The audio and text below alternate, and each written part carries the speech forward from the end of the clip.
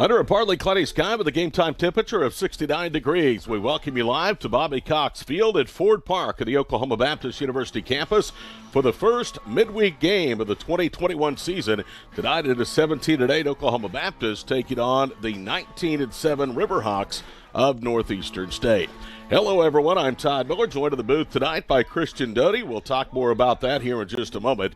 Again, it's 69 degrees. We're expecting a chance of rain, about 80% perhaps, before this one is concluded, and a 90% chance of rain and thunderstorms here in the Shawnee area overnight. These two teams played last year. Oklahoma Baptist won it in a truncated season due to COVID-19.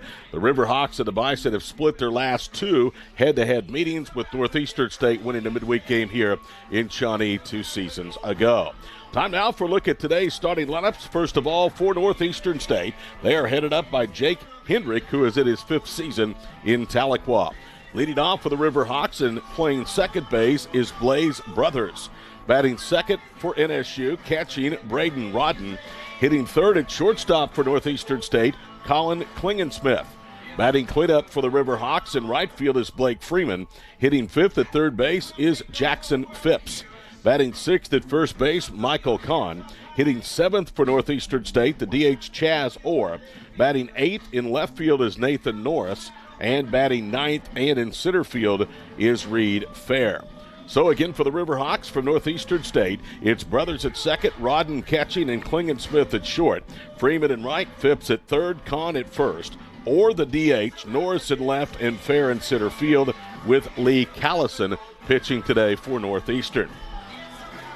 Here's the batting lineup for Oklahoma Baptist. Leading off at shortstop is Cliff Pratt. Hitting second, coming off a terrific weekend series in Alva, left fielder Welker Keller. Batting third at third base is Kaimana Bartolome.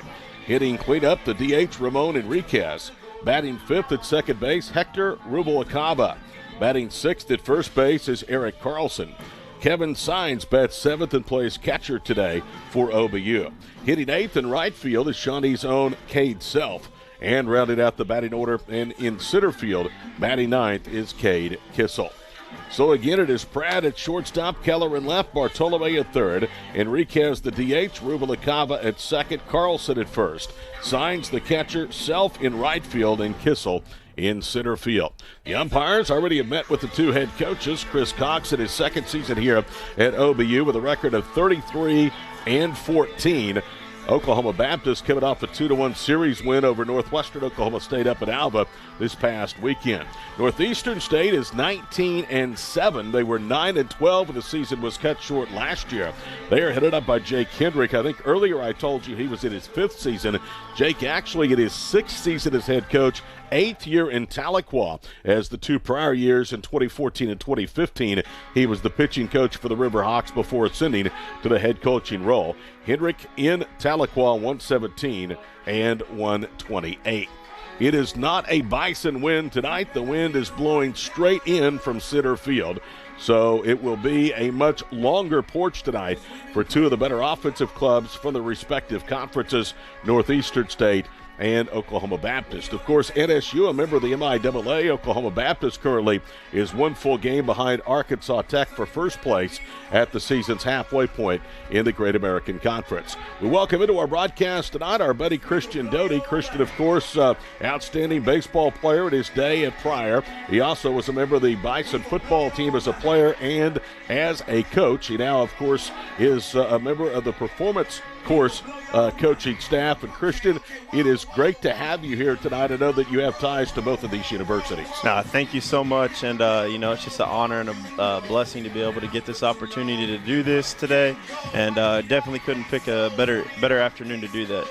All right, let's talk about the reason why we have you. Besides, I think you're probably going to do a pretty good job tonight, and I really like you a lot. But this has sentimental value to you, for sure, Christian, because your grandfather, who passed within the last calendar year, somebody you admired greatly, actually did a lot of radio broadcasting over in Northeastern Oklahoma. Yes. So my grandpa, that's kind of how my mom and uncle grew up, and I grew up, and just the love for the game. And he umpired, or not umpired, he did play-by-play for the American Legion, the Dungeons baseball organization in Brattlesville, and did that for 20 years there, and his absolute love. And whenever he passed away, a lot of people reached out. I know Clint Boone, he's a meteorologist and works for the news station in Tulsa. He reached out with just multiple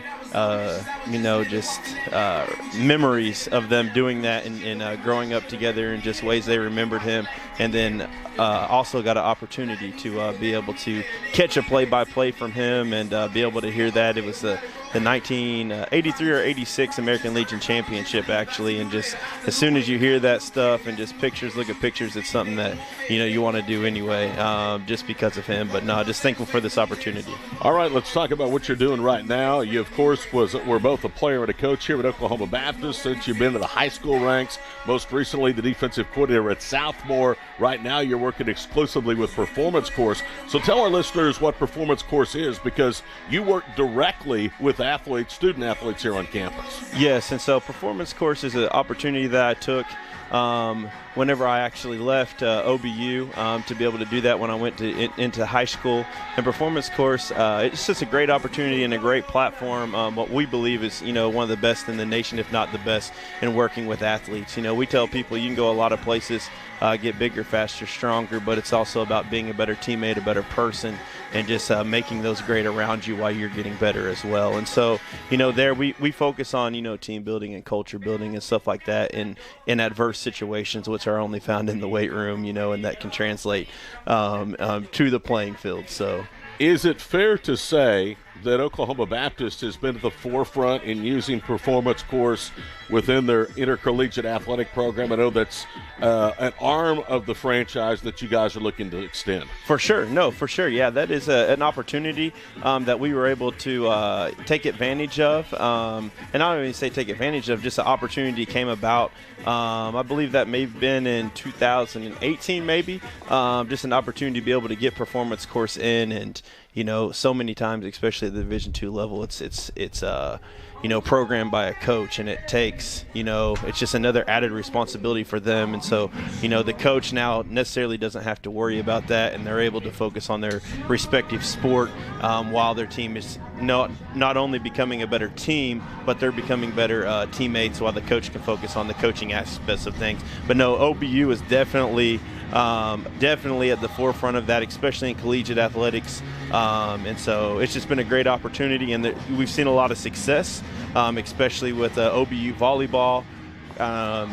Just going undefeated this year and winning a conference championship.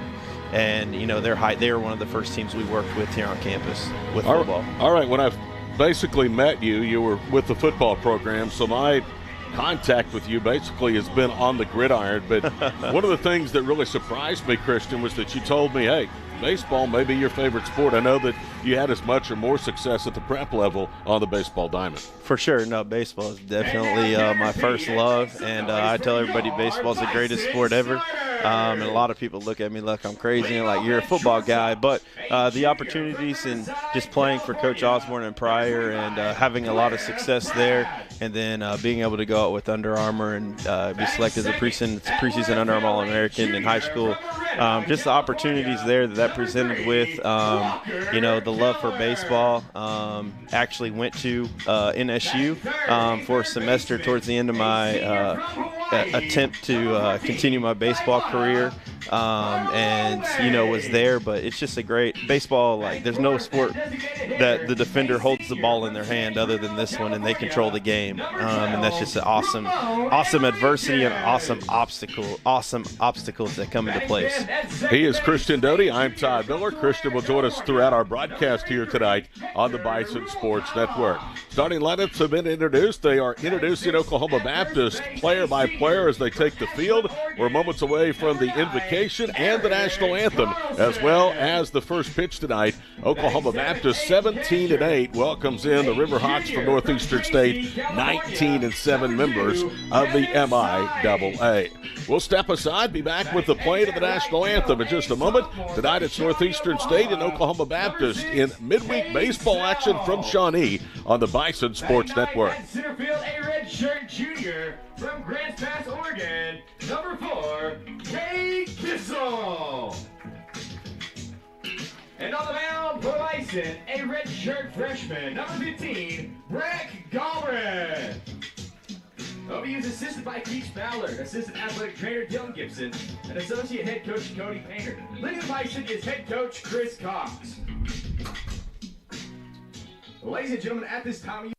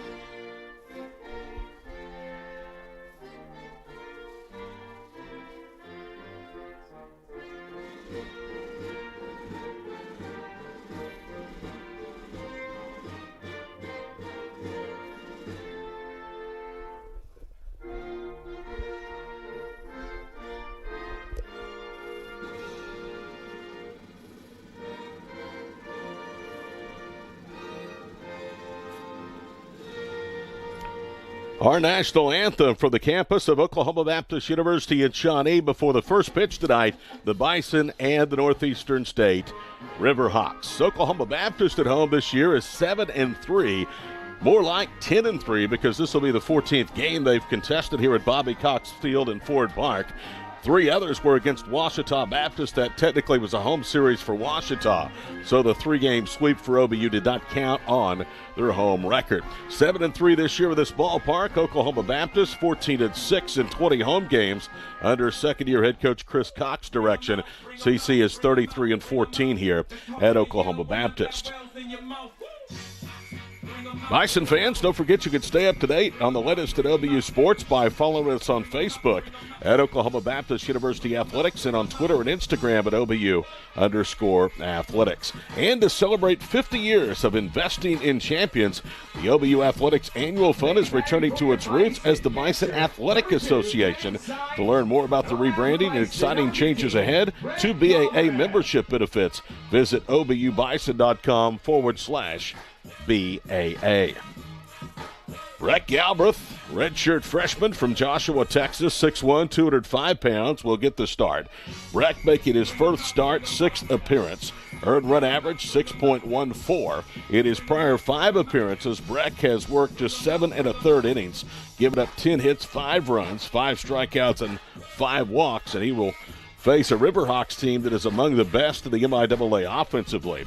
Northeastern State comes in 3rd in team batted average of the conference at .312.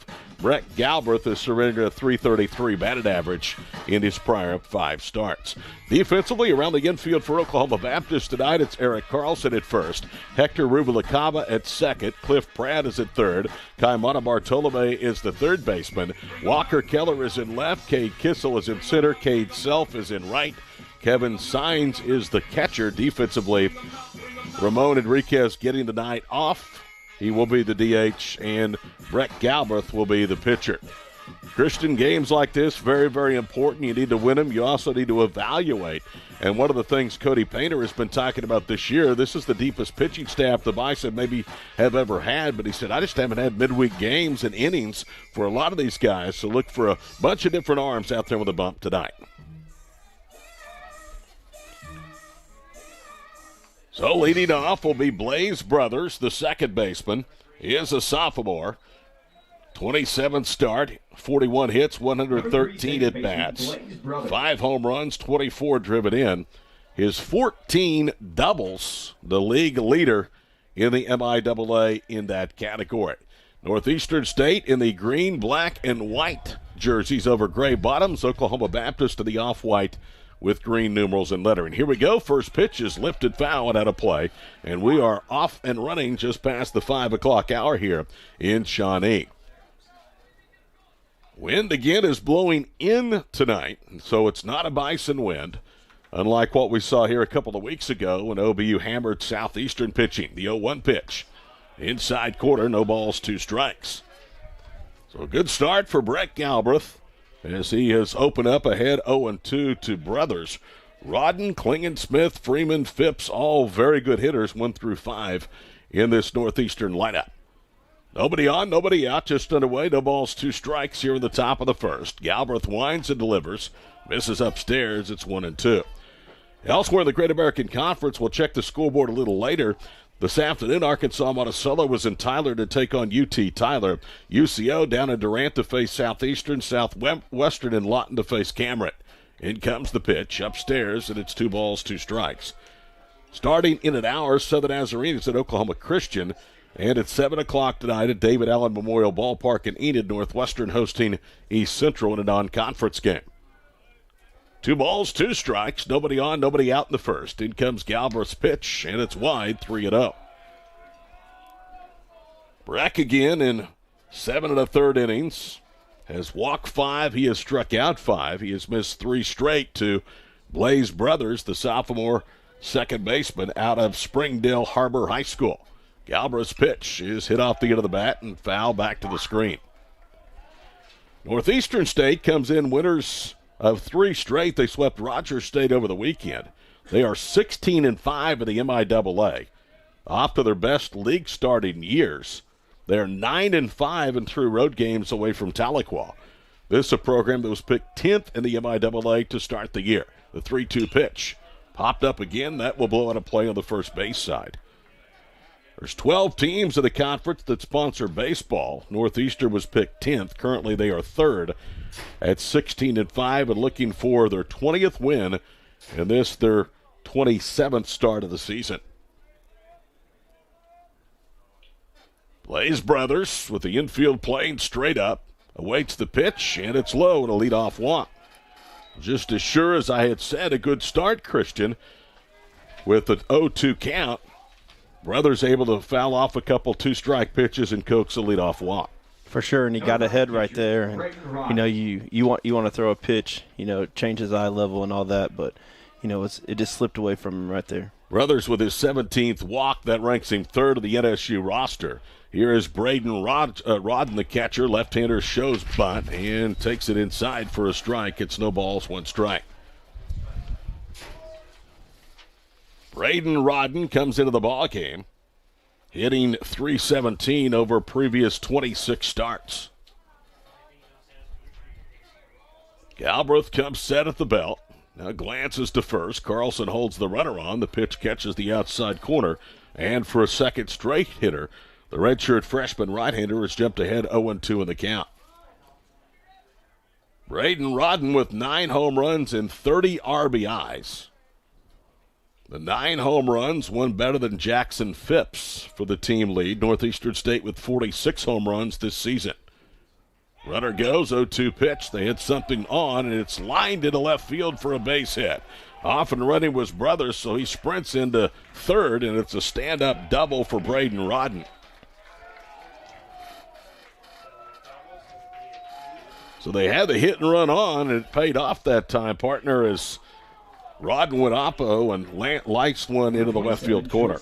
0-2 hit and run's pretty risky, but paid off for them right there. Colin Klingensmith hitting .276, starting appearance number 27, 27 hits, 7 home runs, and 26 RBIs. So a walk and a double. It's second and third, nobody out for the number 3 hitter in the lineup. Klingensmith leads the MIAA with 20 walks on the season. Klingensmith, 6'1", 190-pound redshirt junior out of Duncan. Takes the first pitch downstairs, 1 ball, no strikes.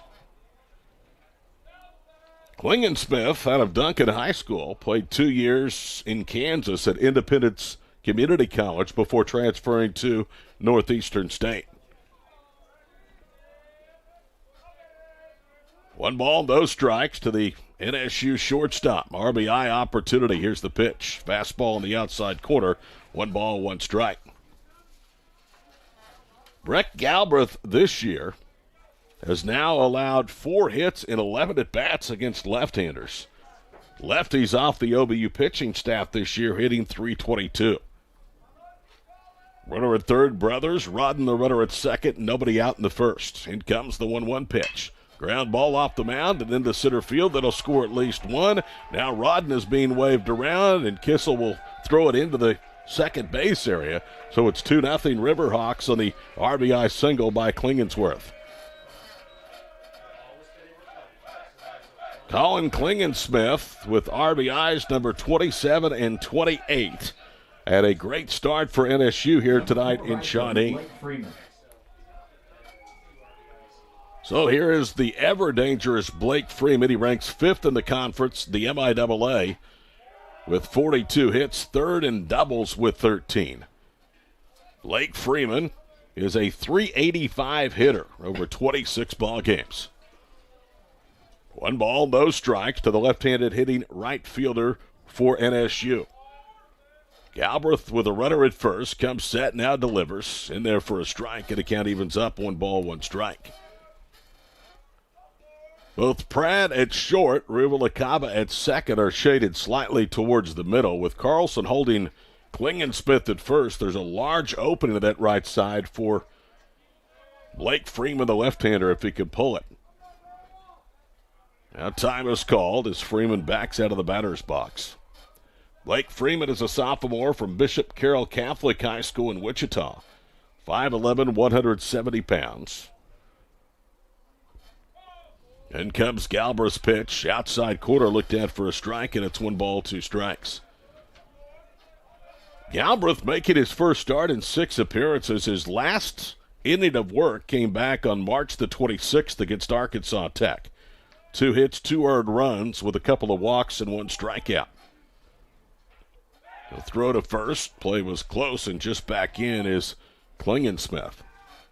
I know you're wondering about stolen bases. NSU has swiped 27 in 44 attempts. Klingensmith, the runner at first, is 4 for 9. Galbraith comes set, checks the runner, now brings it home. And he went around. The throw into second, hits the runner, now shoots out into shallow left field. Pratt will hustle after it, so no advancement. And the runner went ahead, Freeman to first base, but he's called out because first base was occupied. So Klingensmith will get a stolen base, and that's the first strikeout for Breck Galbraith, and it is a huge one here in the first inning as Jackson Phipps, a 6th-year player for the Riverhawks, starting third baseman, steps into the box. Jackson with 30 hits, hitting .288, covering 26 starts. NSU, 3rd of the conference at over 300 in team batted average. First pitch is a fastball inside, 1 ball, no strikes. Galbraith this year has struggled against both left-handers and right-handers. 300 the batted average against by lefties.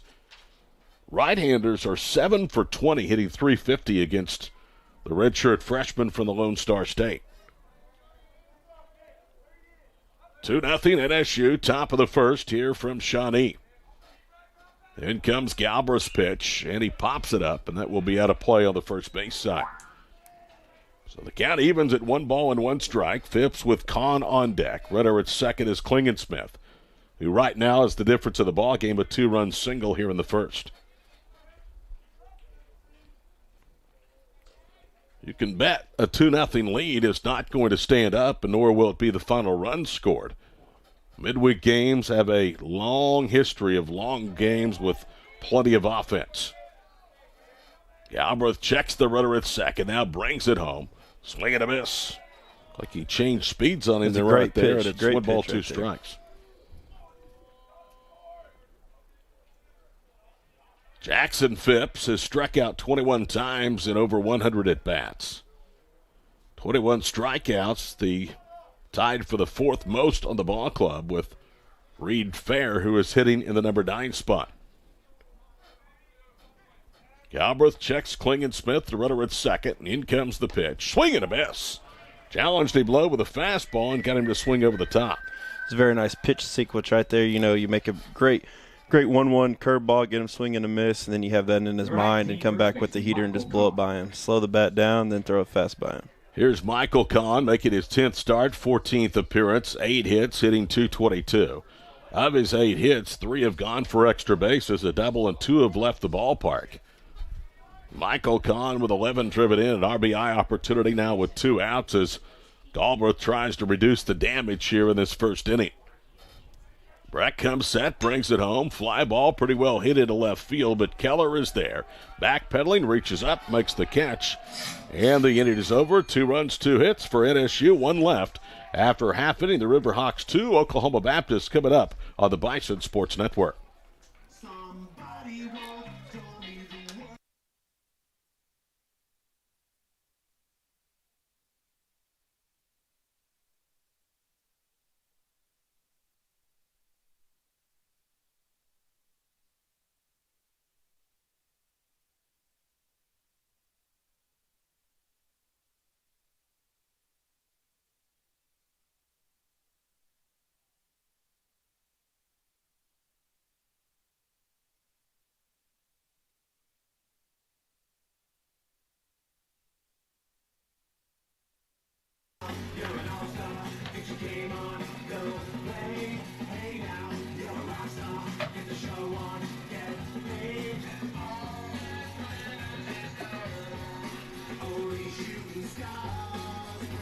Todd Miller, Christian Doty back here with you at Bobby Cox Field at Ford Park. Tuesday night matinee, or early evening matinee, should I say. 2-0 Northeastern State. Pratt, Keller, Bartolome, Enriquez if anybody reaches. Trade it in for more and buy it for less at Hudeberg Auto Group. Visit Hudeberg.com to browse their selection of thousands of new and pre-owned vehicles or stop by one of their 4 metro locations. OBU Baseball brought to you in part by Boomerang Diner. At Boomerang Diners, it's not fast food, it's good food fast. Based right here at Shawnee, stop by one of their 2 locations in town or order online at boomerangdiner.com. On the mound for Northeastern State will be Lee Callison. Lee Callison, a sophomore right-hander out of Kingwood, Texas, 6'2", 165 pounds. Lee Callison with a record of 1 win, no losses, an earned run average of 7. 3rd start, 10th appearance, 12 2/3 innings of the season. 21 hits, 11 runs, 10 earned, 16 strikeouts, and 12 walks. Batted average against of .375. So Lee Callison will face one of the better offenses in the region in Northwestern Oklahoma State, who had a pretty good series, especially the first 2 games that they won at Northwestern Oklahoma State over the weekend. NSU is playing their 6th game against a member of the Great American Conference. All have come against Oklahoma schools. They split a home-and-home with Southeastern, went 1-0 against both Southern Nazarene and Southwestern, and then lost 11-10 in a wild one a week ago today up in Alva to Northwestern. So Cliff Pratt will lead off. Cliff comes into the ball game in 19 starts, 26 hits, batting .329. Righty versus righty, 2-0 NSU after a half inning. They sent 6 to the plate, 3 reached and 2 scored. Callison works exclusively from the stretch, now brings home the first pitch. And Pratt swinging away, pops it up, foul territory, first base side. And the wind pushing it out of play into the bleachers on that side for a strike. A lot of times at this ballpark, you will have a predominant south wind, which means pop-ups can drop in because the wind pushes it from, as you view your screen, right to left back into fair territory. That's not going to happen tonight with the wind coming in out of the north. 69 degrees, partly cloudy skies at game time. No balls, 1 strike to Cliff Pratt. And Callison brings it home. It's downstairs, 1 ball, 1 strike. Cliff Pratt has scored 25 runs. He's driven in 18. He is not your typical leadoff hitter. He hits for power. Cliff with 8 home runs, second most and the most prolific home run hitting team in the Great American Conference. Here's the pitch. Swing and a miss. 1 ball, 2 strikes. Oklahoma Baptist starts the night with 44 home runs. That is 9 clear of the team with the second most in the conference this season. 1-2 to the shortstop, Cliff Pratt. Nobody on, nobody out. Here's Callison's pitch. And it's popped up into right field. Hit pretty well. Freeman is retreating. Ballpark will hold it. Blake reaches up with a right-handed glove and squeezes tight for out number 1. Really good two-strike swing right there by Pratt. Christian, you've seen a lot of this program over the years. You know that they are disciplined at the plate offensively, but they also are very, very aggressive at the plate. You could see that with Cliff Pratt. For sure, no doubt. Being aggressive right there, staying short but still being aggressive through the zone. Here's Walker Keller hitting .346 of the season, 23rd start of the year. Callison comes set, brings it home. Pitch in there for a strike. That was a good-looking pitch from Callison. No balls, 1 strike. Walker tied a Division II record with 5 hits in Friday night's 9-1 victory up at Alva over Northwestern. 0-1 the count. Callison brings it home. The pitch is swung and a miss for a strike, and it's no balls, 2 strikes. He also, in that game, accomplished something that has only been done 3 other times in program history, at least at the NCAA level, and that is 3 doubles in a single game. Callison's 0-2 pitch is line foul and out of play towards the left field corner. Since 2016, the only Bison to have had 3 double games, Brandon Cuddy, Juan Gonzalez, and Joe Moran. And Joe did it twice, most recently in a postseason game here against McMurray, Texas. Keller just does get a piece of it and stays alive. Walker was 8 for 14, 4 doubles, 3 RBIs against Ranger pitching over the weekend. OBU won the first 2 games. Dropped the series finale 6-3. It was the first time in 20 games that Northwestern has beaten Oklahoma Baptist to the baseball diamond. Here's the stretch. Callison brings home the 0-2 pitch, and it's fought off again and fouled. Walker Keller has been, if nothing else, very, very consistent. His first 4 extra base hits of the year were all home runs. His last 5 have all been doubles. 9 extra base hits for the left-hander, transfer from Arizona Christian. In comes Callison's 0-2 pitch, and that's hit well, but that'll get it a play on the left field side.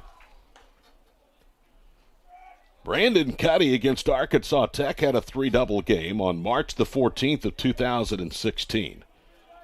Joe Moran did it twice, the last time being May 18th of 2016. It has been 5 years since a Bison before Friday night had a 5-hit game. Pitch is low to Keller, and it's 1 ball, 2 strikes.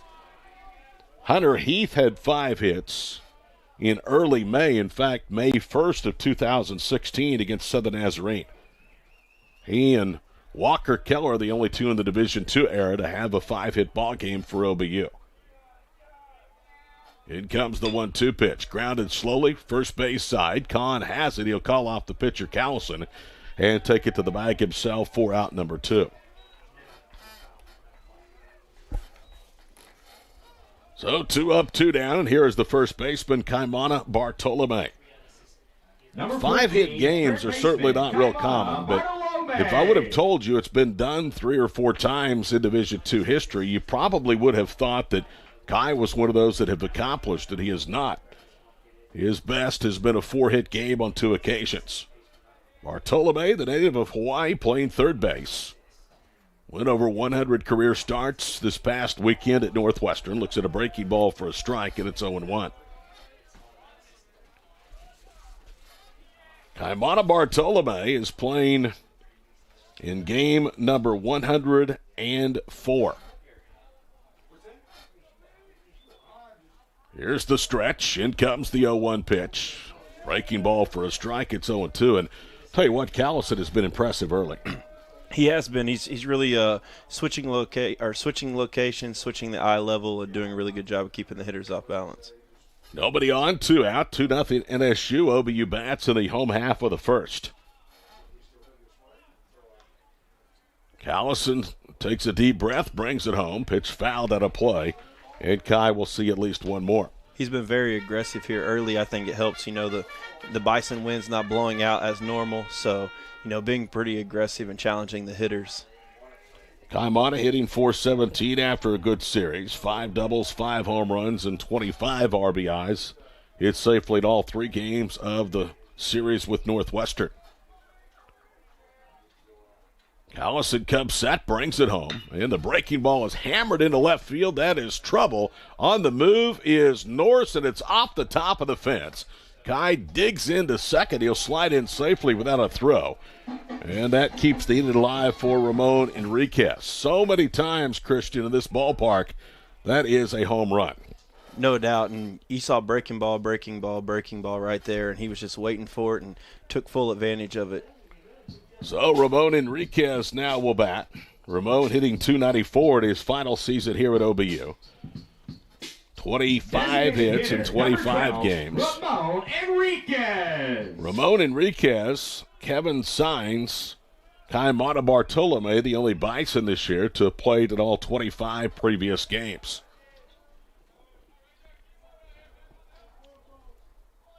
Ramon 2 years ago was named All-American, first season on Bison Hill after the 2019 campaign. Here's the pitch. Downstairs, and it's 1 ball, no strikes. I know you've seen him, Christian, but if you want to watch plate discipline and learn about plate discipline, just watch Ramon. He has such a good eye up there at the plate. No doubt, and you can just tell right there with the first pitch, breaking ball that was in the zone and broke out of the zone late, but is right down the middle, just being disciplined enough to hold off. Runner at second, OBU trying to get a 2-out rally started. Callison with his jersey whipping to the breeze, fires and gets a strike on the outside part of the plate. Count now is 1 ball and 1 strike. And whether you're going in there, a lot of young hitters going in there thinking fastball, but just being disciplined enough to lay off of that is tough. Enriquez this year with 7 2-out RBIs. The Bison have scored 51 runs this year with 2 outs in an inning. 1 ball, 1 strike. Here's the pitch. That is hit hard down the left field line. That is trouble, and that is gone. A home run. Keeping that in. That is sheer power on the part of Ramon Enriquez. Into the breeze. He knocks it into the OBU bullpen, and just like that, a couple of 2-out hits, and the game is tied at 2. That was no doubt about that off the bat. Only the 2nd home run of the year, if you can believe that, for Ramon Enriquez. That is his 19th in 2.5 seasons in a Bison uniform. RBIs number 111 and 112, and just like that, it looked like Callison might head back to the dugout leading 2-0. Instead, it's 2-2. Second baseman, number 33, Hector Rubalcaba. Here's Rubalcaba. Callison's done a pretty good job of getting ahead of batters, but fell behind right there and was forced to throw his fastball, and he paid for it. Hector with 27 hits in 22 ball games. The junior is hitting .360 on the season. Callison deals the first pitch in there for a strike. You came to the ballpark tonight wondering with the conditions just if we would see a home run or not. Ramon Enriquez just crushed Lee Callison's breaking ball and deposited it into the bullpen for a 2-run shot. Callison trying to recollect himself. Misses high and away. And it's 1 ball and 1 strike. He is throwing right now a lot of off-speed pitches to OBU's hitters. He is, and really trying to, whether it's trying to change locations or whether it's trying to just slow their bat down and use his fastball as an out pitch. He's throwing a lot. Callison working for the first base side of the rubber, brings it home. Fastball paints the outside part of the plate. 1 ball, 2 strikes.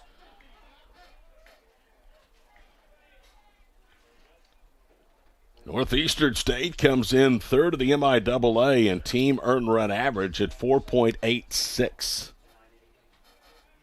2-2 our score. Nobody on, 2 out here in the bottom of the first. Lee Callison brings it home, and the pitch is swung on and lifted out of play first base side.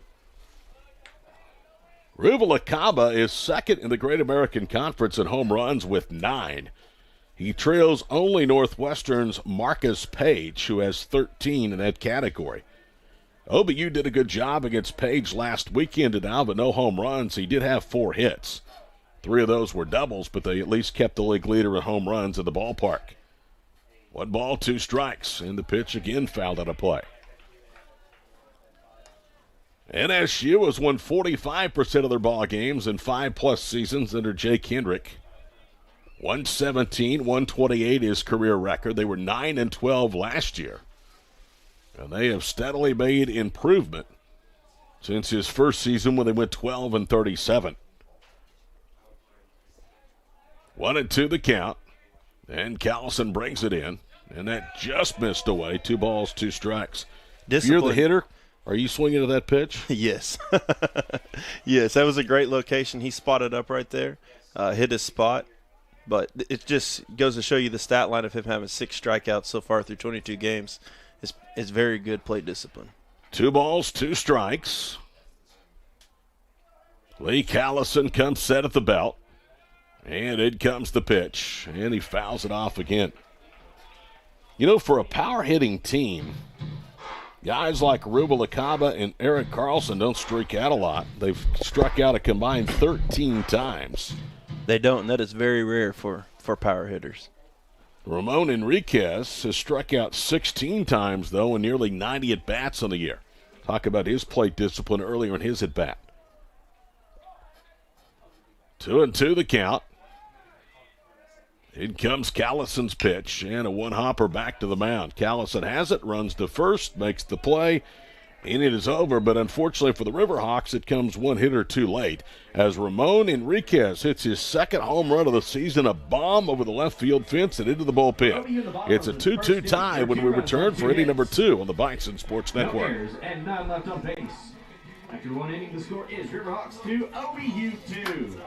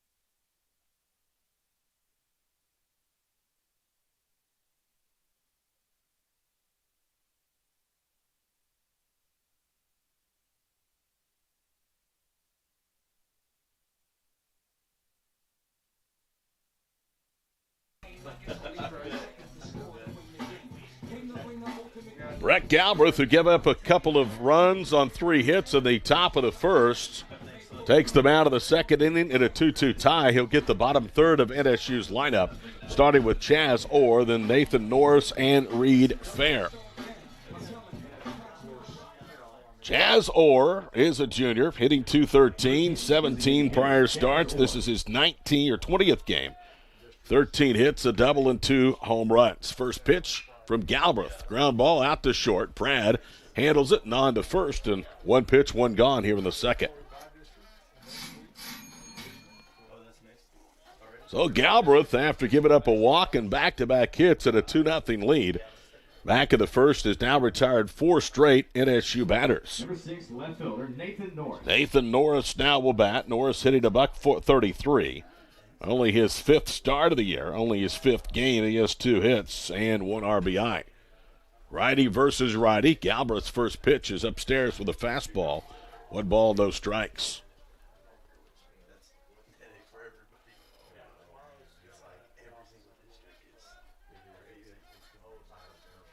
In comes the 1-0 pitch. Tap foul. 1 ball, 1 strike. Norris and then Reed Fair, if anybody reaches the top of a very tough Northeastern State lineup with Blaze Brothers. Couple of extra base hits have driven home both of the runs thus far. And the pitch, swing and a miss, 1 ball, 2 strikes. Klingensmith, after the double by Rodden, drove in 2. Back in the first, and then Enriquez with a blast into the wind over the left field fence and into the bullpen for OBU in the bottom of the inning.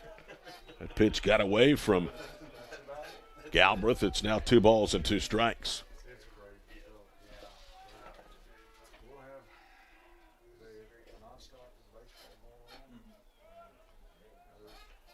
Two balls, 2 strikes. Nobody on, 1 out in the second. Here's the pitch. Upstairs, and it's 3-2. Jake Hendrick comes very highly recommended, one of which is Oklahoma State head coach Josh Holliday. He is patiently rebuilding the program in Tahlequah, and a walk with 1 out to Nathan Norris, and up comes Reed Fair. So here is Reed Fair, who enters the evening, hitting .337 over 25 starts. He has homered 3 times and contributed 17. Reed's last name is spelled F-E-H-R, but pronounced Fair, like County Fair.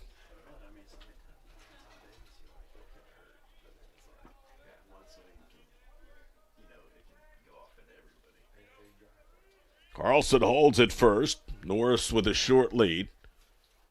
Brett Galbraith comes set, now brings the pitch home, and it's lined, but that is slicing foul down the right field side. It's no balls and 1 strike. So a pretty good number 9 hitter tonight for the Riverhawks, and Reed Fair. Senior hitting .337.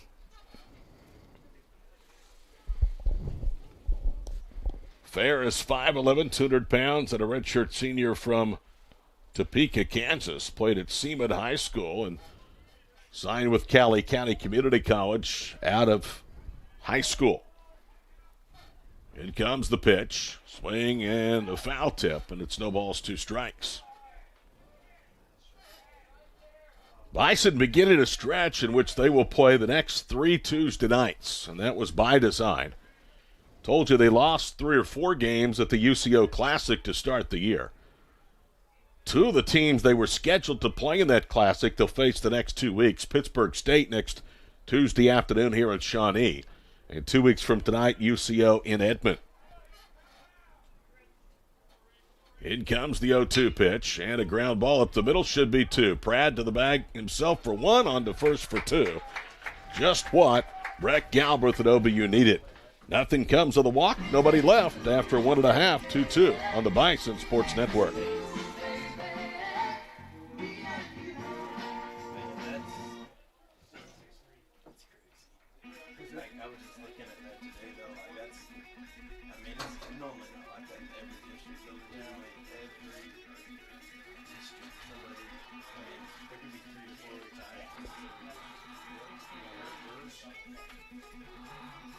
For the Riverhawks, in the top of the second inning, there were no runs, no hits, no errors, and none left on base. That's why I texted you that one time because Phillips wasn't sure. He was like, hey, you guys still scour? I'm not playing. I get 3, 4, 5 phone calls in the day. Tell Coach run differential. Monday, Tuesday. Tuesday's more important, right? Bison fans, stay up to date on the latest in OBU sports by following us on Facebook at OBU Bison and on Twitter and Instagram at OBU_athletics. Keep up with everything OBU baseball by following them at OBU_baseball on Twitter and Instagram. Chick-fil-A Shawnee is a proud sponsor of Bison Baseball. Download the Chick-fil-A One mobile app today and start scanning your way to earning free food. Todd Miller, Christian Doty back here with you at Bobby Cox Field at Ford Park. 2-2 our score. NSU and OBU. Eric Carlson, for the 21st time this year, will lead off an inning. He's 8 for his prior first 20. Signs and then Self-Kissel if anybody reaches for the Bison. Lee Callison had retired the first 2 OBU hitters, gave up a ringing double down the left field line to Bartolome. And then Enriquez with a bomb into the left field bullpen tied the game. So he faced 5, retired 3, did Callison, but it's a 2-2 tie. Eric Carlson coming off a tough trip up to Alva. He was just 1 for 8 to lead off here in inning number 2.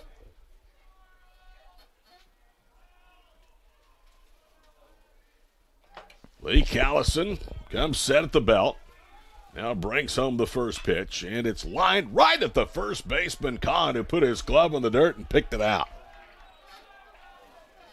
Ready to hit, just hit it right at him. Todd, you were talking about these midweek games and the pitching staff, and it's so important to be able to get these guys mound experience and to be able to get them comfortable with certain situations on the field. Kevin Sines now will bat. First time we've seen Kevin tonight.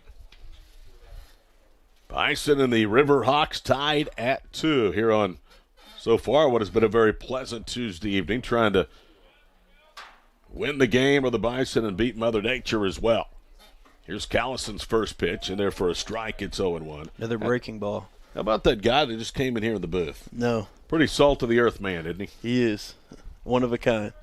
In a lot of ways. Talking about Grant Gower, former Deer Creek head coach and former Bison offensive coordinator.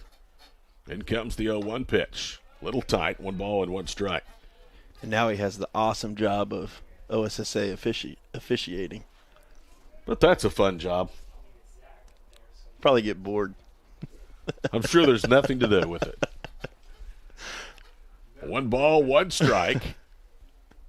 In comes the pitch. That's low, and it's 2 balls, 1 strike to Kevin Sines. He's really kept his fastball out of the zone here as in the first couple innings. Kevin Sines hitting .261, 6 home runs, 21 driven in. It was a season best 4 for 4 in the middle game of the series with Northwestern last weekend. Looking to start something with 1 out here in the second and a 2-2 tie. Pitch is down and in, and it's 3 balls and 1 strike. Kevin Sines, in his last 6 games, has drawn a couple of walks. In his prior 5 games, he had drawn just 3 walks. So he is pulling back on the throttle perhaps just a little bit as far as being aggressive, and there you see him rip at a fastball and miss. It's 3 balls and 2 strikes. You knew if it was anywhere close that Sines was going to take a big swing at it, and Callison really got by with a fastball there. 3-2, nobody on, 1 out, bottom of the second inning. In comes the pitch, swing and a miss, chased 1 away, and big strikeout for Lee Callison. That's his first of the ballgame. And here comes Cade Self. Self in his prior 21 games, hitting a .183, 13 hits, 4 home runs, 10 RBIs. Cade Self back in 2018 came out of Shawnee High School. Overall, according to Perfect Game, was the number 10 overall player in the state of Oklahoma and the second-ranked player at his position, catcher. First pitch downstairs, 1 ball, no strikes. Told you a couple of weekends ago about his journey here back home. Played 20 games at Cali last year before COVID ended that season, and Cade was having a great year. Swing and a miss, 1 ball, 1 strike. There's no doubt he was a great high school player, part of the undefeated run by Shawnee High School. Senior year for the Wolves, hit .505, was All-State, 15 doubles, 4 home runs, and 3 triples for Cade Self. In comes the 1-1 pitch. Called strike at the knees. Looked a little low, but it's 1 ball, 2 strikes. Proud supporter of Bison Baseball is the First National Bank and Trust Company. They are the exclusive home of the OBU Choice checking account. Learn more at fnbokla.bank. 2 strike offering. He is away. Good discipline there by Self, but it's 2-2. Fastball away right there, trying to get him to chase. See what he comes back here, 2-2.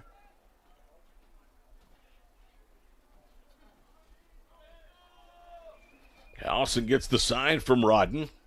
Comes set, now brings the 2-2 pitch home, and he's punched out. Both of those looked low, but I'll tell you, he was consistent with the call. He was. You've got to take that approach when you're up there at the plate. No doubt. 2 Callison strikeouts, 1, 2, 3 and out. Go the Bison to the second. We head to the third. It's a 2-2 score, a tie on the Bison Sports Network. 2, Bison 2. Haven't heard anything on volleyball.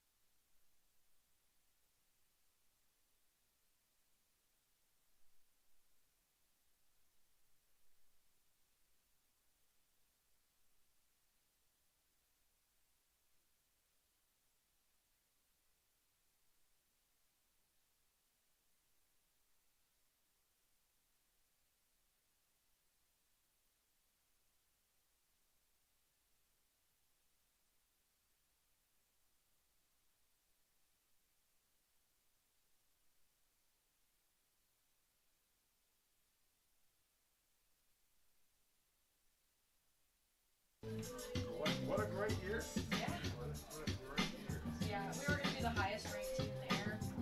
And we were likely going to end up playing Harding in the championship again. So we were like, that's kind of pointless. We swept them. Yeah. Like, why do we need to play them again?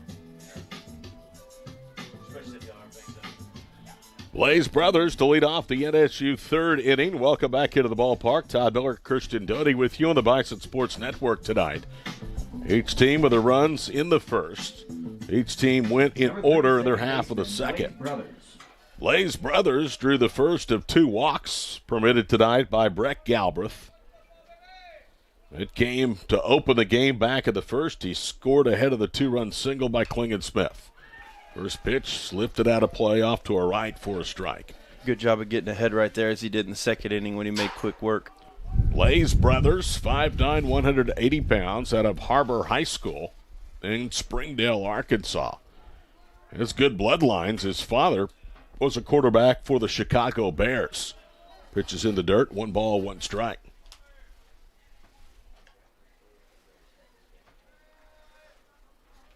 His season high, 3 hits last weekend against Rogers State. He had 2 doubles a week ago tonight against Northwestern. Brothers is on a lengthy hit streak. It went all the way back to March the 28th. 1 ball, 2 strikes now to Blaze. It was a good pitch right there.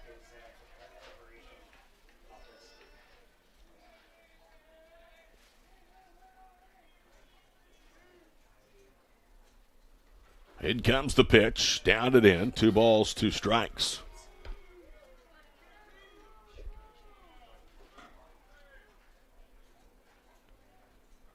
Blaze Brothers with 33 hits on the year. He had 3 multi-hit games in a 4-game stretch against Fort Hays State, Northwestern, and Rogers State in a swing and a miss. Big strikeout for Breck, and that is his 3rd of the ball game. And the leadoff hitter is erased for NSU here in the 3rd for Rodman. He's done a really good job of getting 2 strikes. In that first inning, he struggled a little bit getting to 3-2 and giving up a couple hits, but doing a really good job of getting ahead in the counts. Braden Rodden played junior college baseball at nearby Seminole State, graduated from small school power Oaktaha, flies that pitch into left field, giving chase Walker Keller, and he won't get there. It drops just inside the chalk line. And then Keller guns it into second to keep Rodden to a 1-out single. Here's an example of how that wind will hold up the ball, because a lot of times it usually hooks into foul territory. Number 27. Walker Keller gave it a good chase, but pulled up and played it very well off the hop just inside the chalk line. And Keller off the bat, as the wind normally blows out, looks like he was expecting it to blow to him just a little bit before he made a break on it as the wind pushed it foul. Klingon Smith, who's accounted for both of the Northeastern State runs with a single and a stolen base back in the first. Left-handed, heavy top part of the lineup for the Riverhawks tonight. Here's Galbraith's first pitch. Pops it up, and that is spinning out of play third base side for a strike. Colin Clinging Smith 6'1", 190 pounds. Told you he hails from Duncan High School. Last year he played in all 21 games, hit 4 home runs during that time, batted .284. Throw over to first offline. Good play by Carlson to keep the ball from going into foul territory. As a sophomore at Independence Community College, he was second team all-conference, was once named National Player of the Week. Played in 50 games, collected 69 hits, 19 doubles, and drove in 53. He's a good one. Colin Klingensmith, big swing and a miss, and it's no balls, 2 strikes. In fact, Independence no longer plays baseball. Klingensmith was a member of their final baseball season back in 2018. No balls, 2 strikes. In comes Galbraith's pitch, and that's hit pretty well to the line and right. Giving chase himself, he'll make a fair ball catch, and back to first goes Rodden with 2 outs. So Breck Galbraith has really settled into a groove, Christian. He has retired 8 of the last 9, the only player to reach the base runner Rodden at first base with a 1-out single here in the 3rd. Blake Freeman, the right fielder, will bat. He struck out swinging, the first of 3 strikeouts for our NSU tonight. Fly ball out into right center field. Easy play for Cade Self. To his right, makes the catch, and a stress-free 3rd inning of work for Breck Galbraith. 1 hit, 1 left. After 2.5, it's a 2-2 tie on the Bison Sports Network. He done a really good job there.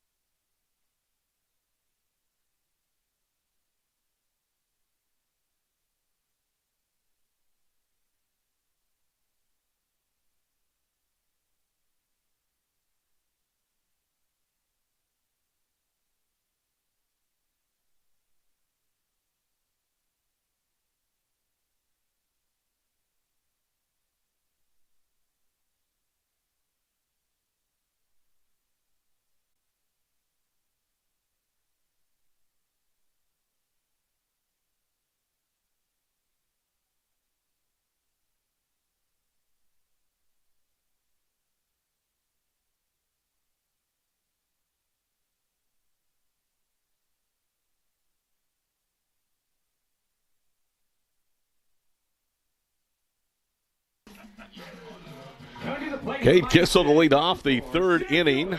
Go ahead, Christian. Tell our listeners what you were going to tell them going to the break. No, I was saying both pitchers are doing a really good job of just trusting the wind. Normally those fastballs are driven up against the wall or pushed out of here with the wind tonight, but they're just throwing it over there, and, you know, the hitters are putting great contact on it, but the wind's holding it up so much, it's just an out. First pitch to Kissel downstairs, 1 ball, no strikes. Cade Kissel then the top of the lineup for Oklahoma Baptist. Cade hitting .288, covering 23 starts. 3 for 11, 6 RBIs, and homered in both ends of the doubleheader on Saturday against Northwestern.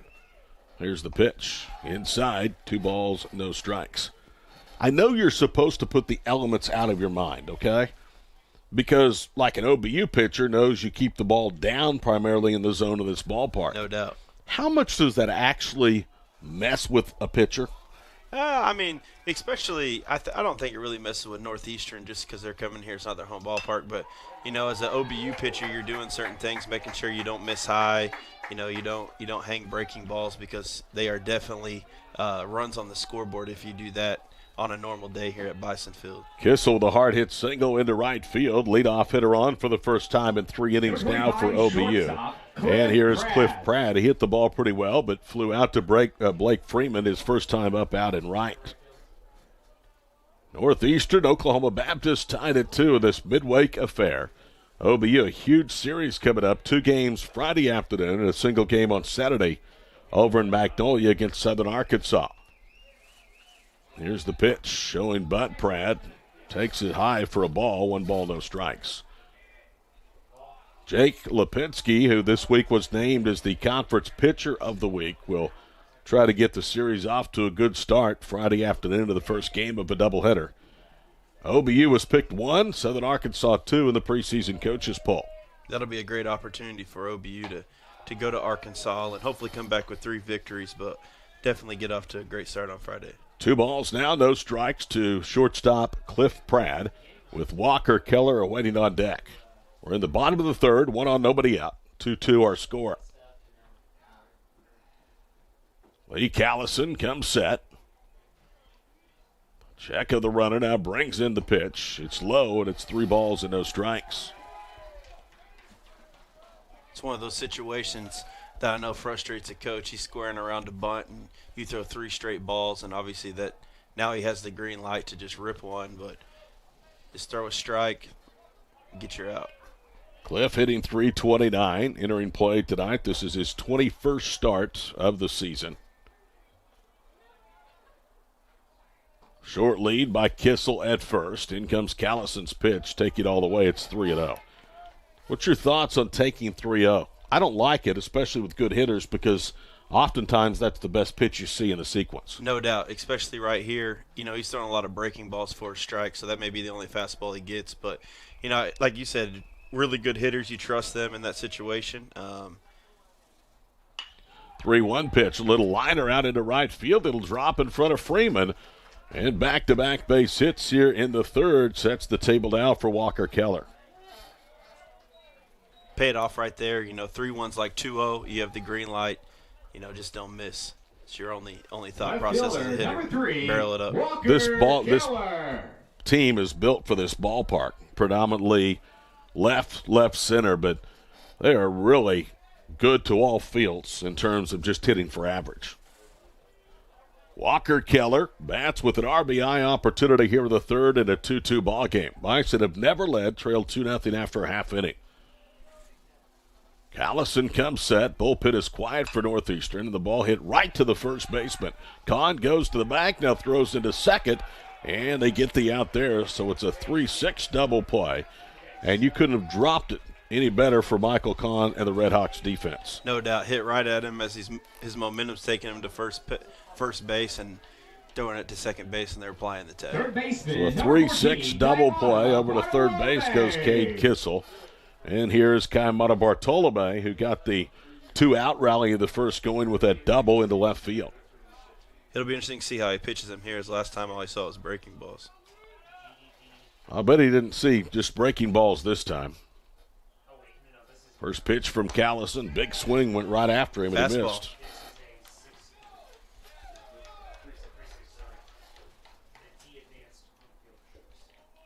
It's a dangerous situation to throw him that same pitch as well. No balls, 1 strike. OBU had 2 on, nobody out. Now runner at third, 2 out. Called strike. That looked low and away, and it's 0-2. Can kind of tell by Kai's reaction that he wasn't really all that thrilled with that call. No, sir, he was not. 0-2 the count. OBU trying to get their third 2-out run of the ball game. Callison's pitch is popped out of play. Brett Galbraith starting. He's made it through 3. Lee Callison on the mound for the Riverhawks, trying to go 3 himself. Both bullpens are quiet here in this third inning.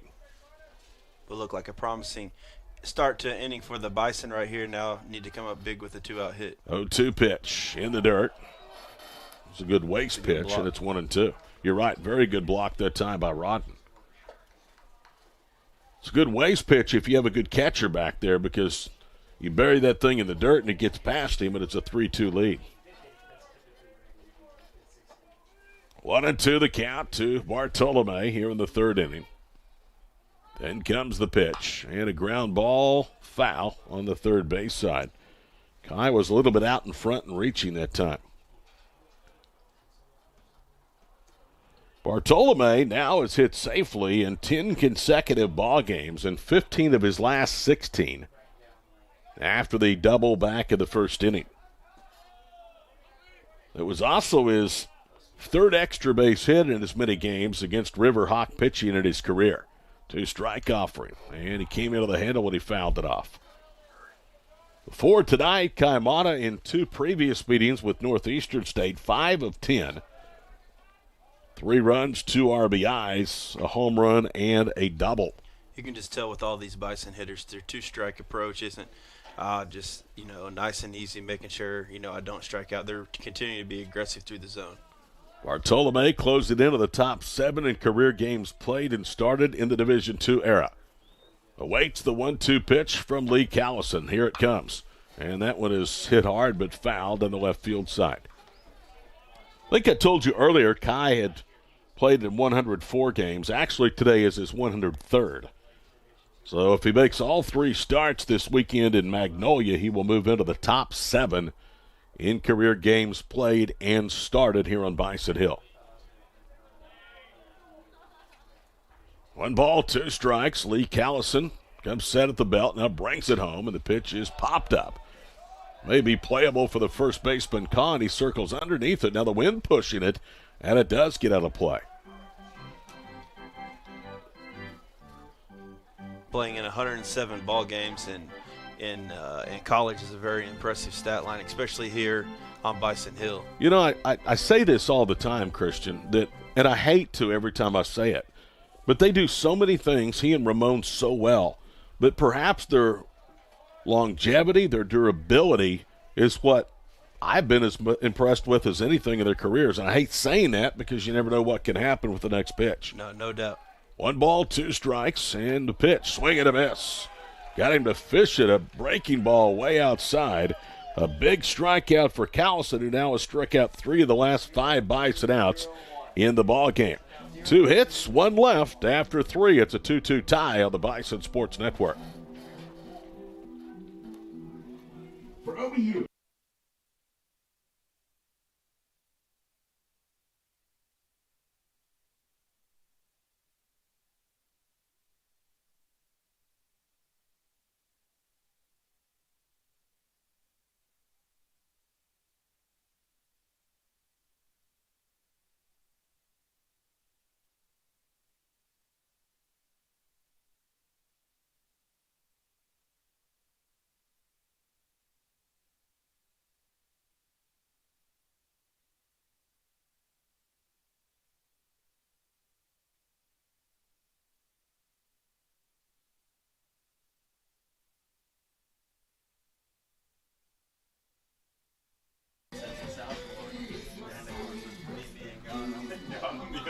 Todd Miller, Christian Doty back here with you on this Tuesday night, midweek non-conference action. Northeastern State and Oklahoma Baptist, a 2-2 tie.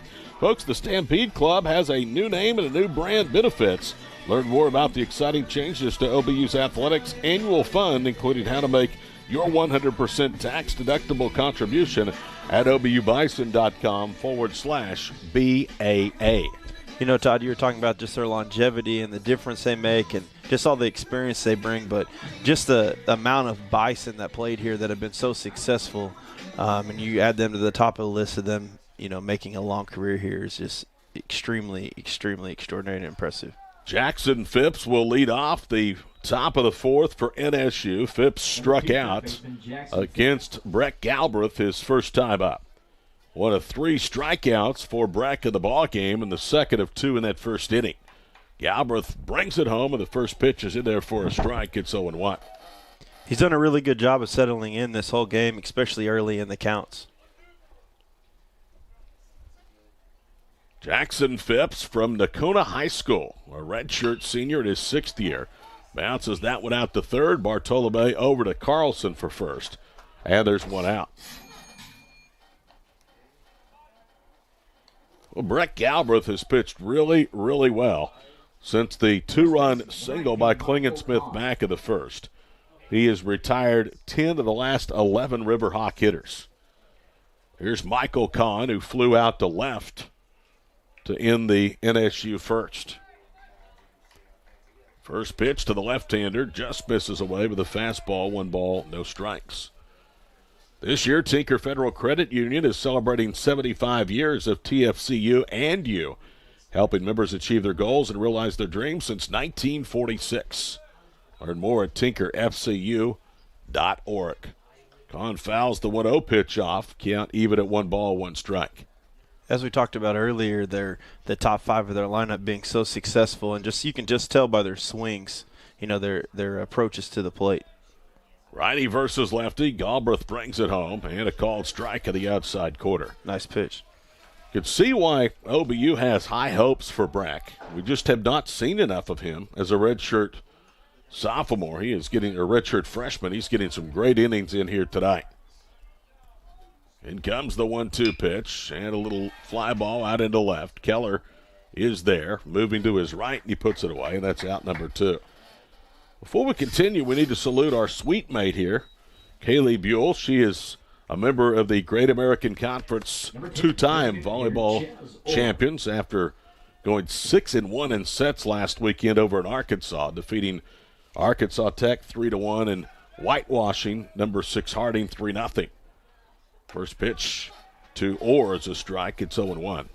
But since I've last sat in this booth with her, I've realized I don't really deserve to be in this booth with her. She's the setter of the year of the Great American Conference. 0-1 pitch, fouled off, no balls, 2 strikes. In fact, I was joking with Eric Carlson, her boyfriend, this weekend. I said, if memory serves me right, you've never won all conference, right? And he said, that's right. And that's what I thought. I just about sent the tweet out when Kaylee was named all conference, but I thought better again of it. My opinion, Eric should have been all conference back in 2019. Had a terrific year, hit 14 home runs that season.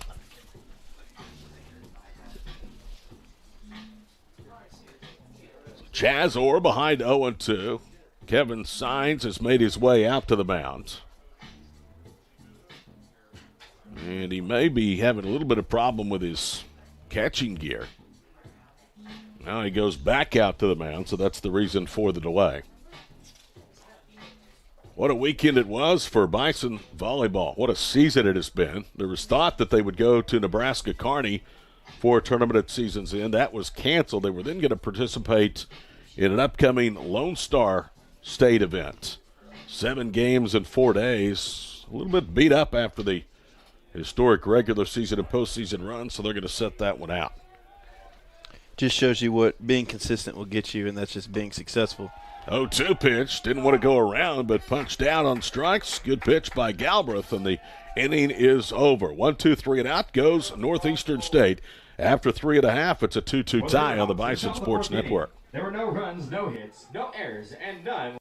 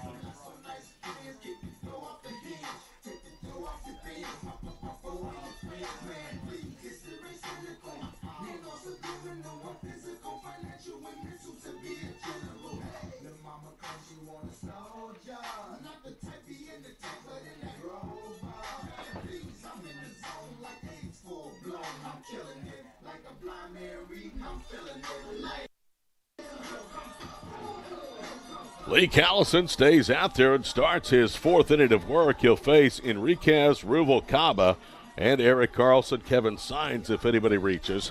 Welcome back into the ballpark. Todd Miller, Christian Doty with you tonight on this Bison Sports Network broadcast. We'll move over next door to the softball complex this weekend and have a 3-game series with once top-ranked Southern Arkansas and OBU. The Bison coming off a 3-game weekend sweep of Northwestern. Callison's done a really good job here as we look at the stat line early and saw his 12 walks on the season and not that many innings. But he's done a really good job here of at least allowing the hitters to put the ball in play. Well, you know what? He's only made one mistake, and that's to the hitter Ramon Enriquez. No doubt. As he takes inside, 1 ball, no strikes. Hung a breaking pitch, and Ramon didn't miss it. That tied the game at 2. Lights are on here in Shawnee. Skies are now cloudy after being partly cloudy at game time. 1-0 pitch. Paints the outside corner, 1 ball, 1 strike. If you're looking for the perfect gift for the OBU student, alumni, or fan in your life, visit shopobubison.com, the official online store of Oklahoma Baptist University Athletics. Open 365 days a year, 24 hours a day, 7 days a week. Next pitch is a strike, 1 ball, 2 strikes, so the advantage jumps in the column of Lee Callison.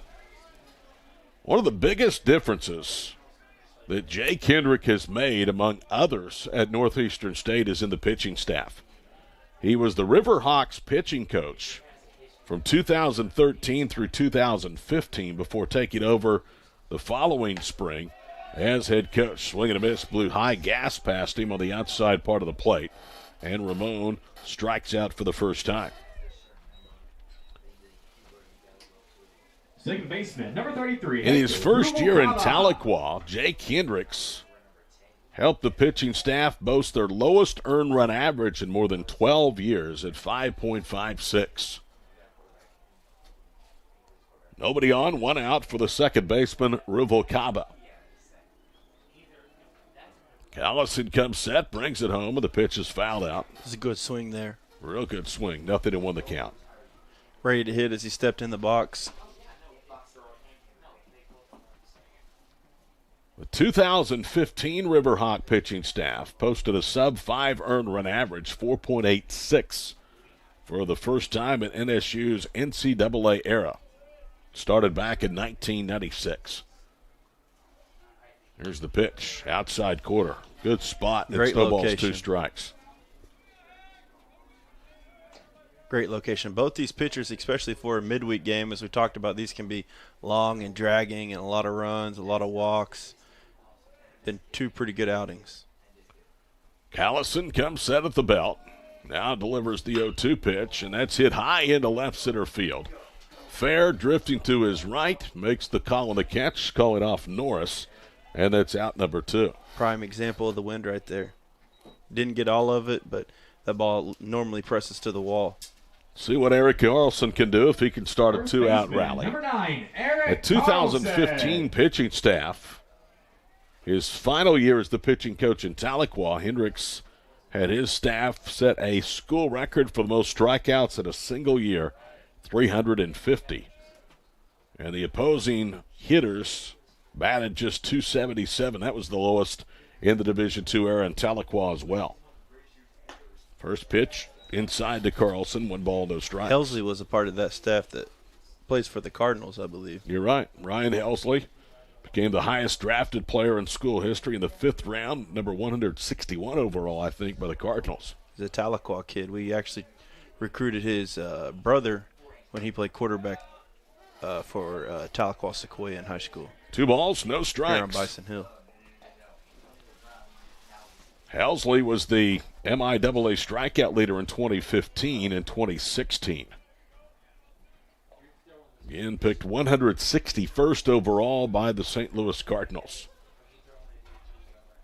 In comes the 2-0 pitch. Ground ball, and that is a fair ball inside the third base bag. Carlson makes the turn at second. He will stand in to second with a double with 2 outs. The third baseman right there, right off the bat, it was definitely a fair ball. The third baseman tried to play it off like it was going to be foul, but it was definitely fair. Yeah, Phipps gave up on the play. He did. Yep, sure Tried did. to play it off, hoping the umpire would miss it. He's on top of it. Bison have a base runner now for the third time in 4 innings, and most of their hits have come with 2 outs in an inning. The only exception was when they had back-to-back singles from Kissel and Cliff Pratt, to start the 3rd inning. So here is Kevin Sines. Kevin struck out swinging his first time out. Sines has had a big problem with strikeouts this year. That was his 36th time to strike out.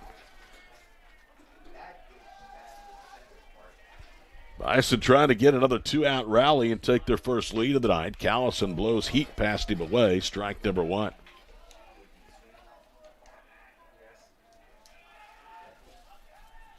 Talked about Helsley. He was the lone underclassman named to the 2015 All-MIAA first team. Became just the 3rd NSU baseball player since '96 to win a specialty conference award. He was named the freshman of the year that year in the league.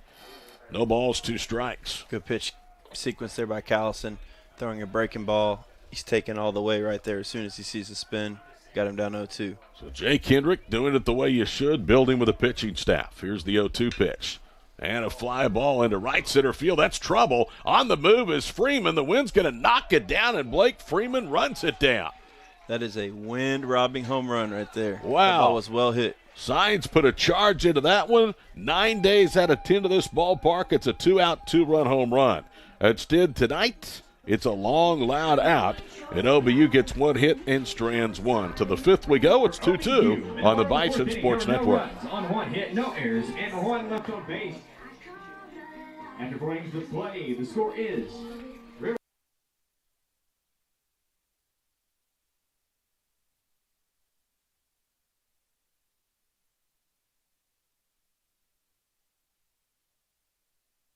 Trust is the exclusive home of OBU Choice Checking Account. Learn more at fnbokla.bank. So essentially, you know, like the little log on the outside of your foot, and also the tendons that run under that are either severely or tight. We'll find out next week. I think we have to surgery, but practice for next week.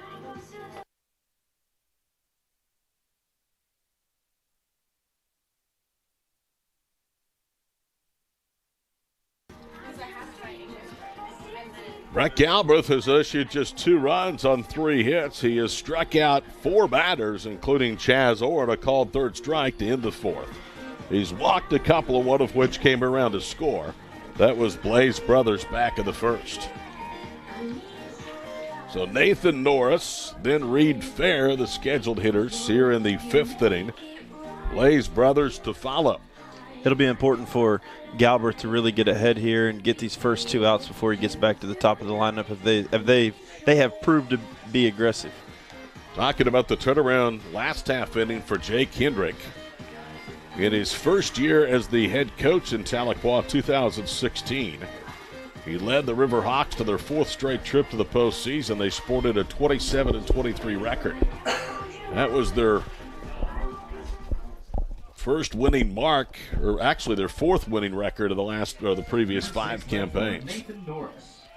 So Nathan Norris will lead off. He walked and was the lead out of a 6-3 double play to end the 2nd.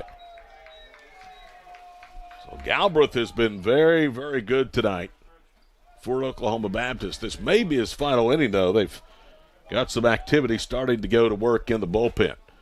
First pitch is a swing and a miss for a strike. It's 0-1. Again, Blake Galbraith came in with a total of 7 1/3 innings over 5 starts. He's in his 5th tonight. Fly ball popped out of play over on the first base side. No balls, 2 strikes. And Hendrickson doing that and rebuilding the staff, as we see on the roster. There's 17 Oklahoma kids. As there's a lot of good high school baseball players in the state of Oklahoma and taking advantage of that. After the 2, the count to Riverhawk left fielder Nathan Norris. In comes the pitch, and it's upstairs. 1 ball, 2 strikes. You can stay up to date with the latest at OBU sports by following us on Facebook at Oklahoma Baptist University Athletics, on Twitter and Instagram at OBU_athletics. Galbraith's pitch, swing and a miss. Well, Again, he is just lights out tonight. He is. He got ahead 0-2 again, as he has most of the night, and wasted a pitch up high and then came back with a strikeout. You know, he's doing a good job economizing his pitches. 2 innings ago in the third, he retired 3 of the 4 he faced, and he did so in just 10 pitches. So, very, very efficient tonight is Breck Galbraith. Here's Reed Fair, grounded into that double play. Nicks that one foul and hits it over towards the OBU dugout. First pitch strike again. Anytime you can get out of an inning in 10 or less pitches, you're doing something right. Bison making a brief stopover here in their home park. In between road trips, the long one to Alva last week and the long one to Magnolia this weekend. They'll leave out on Thursday and play a doubleheader Friday at SAU. Here's the 0-1 pitch. Good looking breaking ball. No balls, 2 strikes. Again. You know, I've said this, and you'll back me up. There's no doubt about Cody Painter is one of the best at what he does at this level. I don't think he gets the credit that he deserves sometimes outside of the program. No doubt, and he's definitely swing and a miss. Down goes Fair. There is no doubt, and it's just proven time and time again what he's done, what he did whenever Coach Bobby Cox was here, and what he's continuing to do now with CC at the top of the chain. But just the amount of pitchers and the amount of success he's had from not only just your top 2 in the bullpen, but or in the starting rotation, but everybody. Blaze Brothers, who was 0 for 1 with a walk and a strikeout, now will dig in, and Galbraith now steps off the back of the rubber. You can tell that he's put in a lot of work with Breck. No doubt, and I hate using the word potential because potential sometimes, a lot of times, doesn't get met, but Coach Painter, there's no doubt he gets the most out of every single one of these pitchers. 1 ball, no strikes as Galbraith misses high on the fastball. He and Chris Cox, and I've been around a lot of programs over the years, work in concert with each other better than any duo I think I've ever been around. 2 balls, no strikes. No doubt, and you can just tell the amount of respect whenever I played here, a lot of respect to the guys that still come back to this day, and you know that they're very supportive of, but those guys are just as supportive as them as they are of them as they've continued their career. 2-0 pitch, flies to the backstop, and it's 3 balls and no strikes. Rodden, the catcher, the number 2 hitter in Northeastern's lineup, would be next. Of course, it's a culture that was cultivated and developed for more than 3 decades by legendary head man Bobby Cox. The boss. Unbelievable. Never had a losing season in 35 years. That's impressive. 3-0 the count. And a big breaking ball misses upstairs. It's a good pitch. Actually, I missed a pitch in the count. It's 3-1 now. It's a really good 2-1 pitch right there. Just didn't get the call. 3 balls, 1 strike to the second baseman, Blaze Brothers. Next pitch paints the outside corner, and it's 3-2. Makeup call. OBU preseason pick to win the Great American Conference. Northeastern State picked 10th out of 12 in the MIAA. Here's the 3-2 pitch, and he walked him. Signs taking his time getting to the ball, and good heads-up running by Blaze Brothers. He sprinted to first and made a little bit of a turn looking towards second, which was ill-advised, but you like his hustle. No doubt right there, as it was a walk and pass ball, and like you said, he took his mask off and took his time getting back to the ball, but luckily was able to get there in time. Braden Rodden will bat. He has 2 hits. Rodden doubled and scored back in the first. Singleton was left aboard of the third. In fact, the single in the third, prior to the 2-out walk to Brothers here in the 5th, the last base runner the River Hawks had against Breck Galbraith. Galbraith throws to first. The play is close, and they say that Brothers just got back in. Really good move. Carlson thought he had him, too. You could see how he quickly came out of that tag and started to hustle onto the infield grass. Whether I guess he thought he had him or whether he was trying to sell it. Still was very, very close. First pitch to Rodden downstairs, 1 ball, no strikes. Right-hander working behind Galbraith in the bullpen, so this will be the final inning for Breck tonight. If he could, in a midweek game, hold a team like Northeastern State to just 2 runs and go 5 innings, that's playing with house money. Nick Perry's in the bullpen. Nick Perry is the one in the bullpen, the right-hander, and Cody Painter now is headed out to the mound to try and visit with Brett Galbraith. This is an important inning to get out of right here. It's the top of the lineup. Has proven that they can hit and be successful, and as they were aggressive earlier in the game in the first inning with a 0-2 hit and run, which is pretty impressive to call as a coach. It is impressive. It worked impressively, and it led to the first 2 Definitely. runs of the ball game.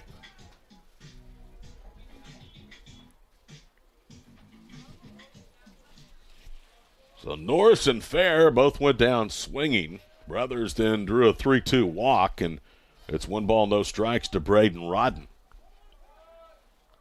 Carlson holds at first. Everybody else around the infield at normal depth. That pitch is at the letters for a strike, and it's even at 1 ball, 1 strike. Northeastern State 19-7. They've won 9 of 14 true road games away from Tahlequah this year. And Thomas C. Rousey Field, another throw to first, this time not near as close as Brothers dives back in. Been several improvements to that home ballpark over in Tahlequah since Hendrick became the head coach at Northeastern State. It's all about facilities these days. It is, and speaking of that, this park right here with the nice new jumbotron out there in the outfield, and 1-1 pitch in there for a strike, 1-2. brand new digital scoreboard. It's a beautiful place to play. That was unveiled when they named the field after Bobby Cox following his retirement after the 2019 season. What a year that was. Bison went 2-2 in the Sioux Falls Regional, losing twice to Augustana. Here's the 1-2 pitch, and fouled off. They came back through the losers bracket to get to the Region 1 championship game, defeating conference rival Arkansas Monticello, a team that had beaten them prior to the postseason 3 times badly when they stole the signs here in Shawnee. And then they beat Northern Sun heavyweight Minnesota State. Nothing wrong with stealing signs. That's part of the gamemanship. Here's the 1-2 pitch. And a bouncing ball, right side. Big hop for Rubalacava. Sidearms throws to first, and the inning is over. 1 walk, nobody scores, and 1 left. After 4.5, it's still the Riverhawks and the Bison tied at 2 on the Bison Sports Network. 0-0-1. For the Riverhawks, in the top of the 5th inning, there were no runs on no hits, no errors, and 1 left on base.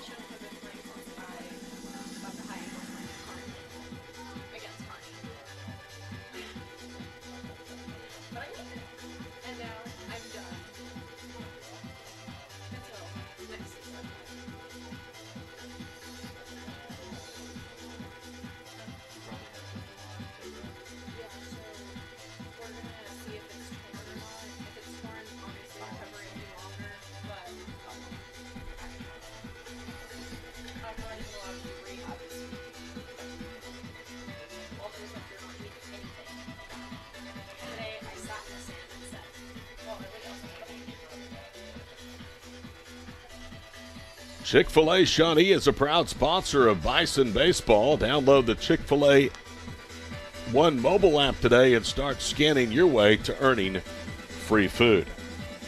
Todd Miller, Christian Doty back here with you from Bobby Cox Field at Ford Park. Bison trying to improve their home ledger to 8-3 with a victory. Beat Northeastern State for the 2nd consecutive year.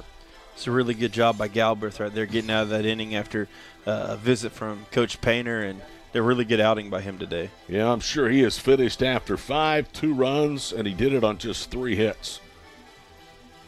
He walked 3 batters, but he also used the strikeout to his advantage. He struck out 3 of the last 4 outs, and he struck out at least 1 Riverhawk hitter in all but the 2nd inning.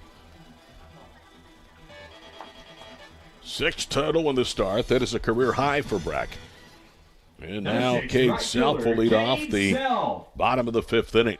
And that just goes back to getting these guys experience on the mound in game situations. As he said, 5 strikeouts on the year and only 7 innings, and making progress and improvement today. Self went down on a called 3rd strike back in the 2nd inning. And the first pitch from Callison is upstairs. 1 ball, no strikes.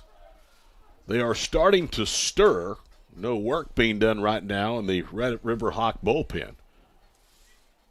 Both coaches have to love what they've gotten tonight from their starters. Here's the 1-0 pitch. Fly ball, left center field. Fair got a late break, but the wind will hold it up, and moving to his right, he puts it away, and that's out number 1. A lot of loud, long outs tonight off Bison bats, and not much to show for it, with the exception of Enriquez's huge 2-out, 2-run home run that went into the Bison bullpen beyond the left field fence. It's a great swing right there, just barreled it up. Once again, the wind. Cade Kissel now will be the batter. Kissel with a single back of the 3rd. Continuing to stay hot.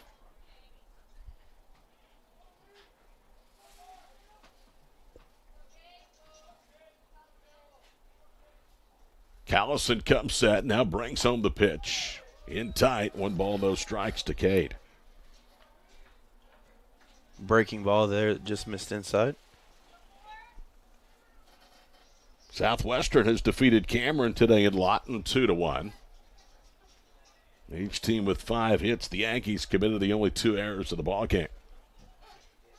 In comes the pitch. Swing and a miss. Went right after him, and Kissel couldn't catch up. It's now 1 ball, 1 strike.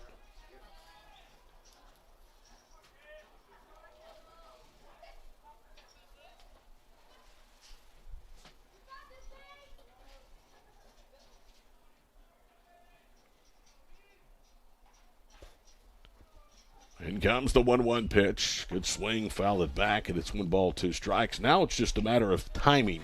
It is. It is. He's been right on top of each of them and looking to come up with a big 2-strike hit right here. These 9-hole hitters for both teams, it just shows you as you look at the lineups in the game started and the games played, and just how much trust and importance it is in the 9-hole of your lineup, making sure you roll over to the top. Callison goes to work. In comes the pitch. Fouled on a play. So the battle continues.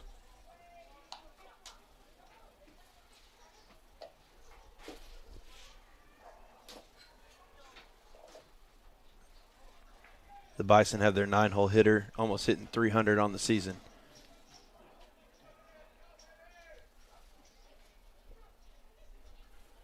One ball, 2 strikes.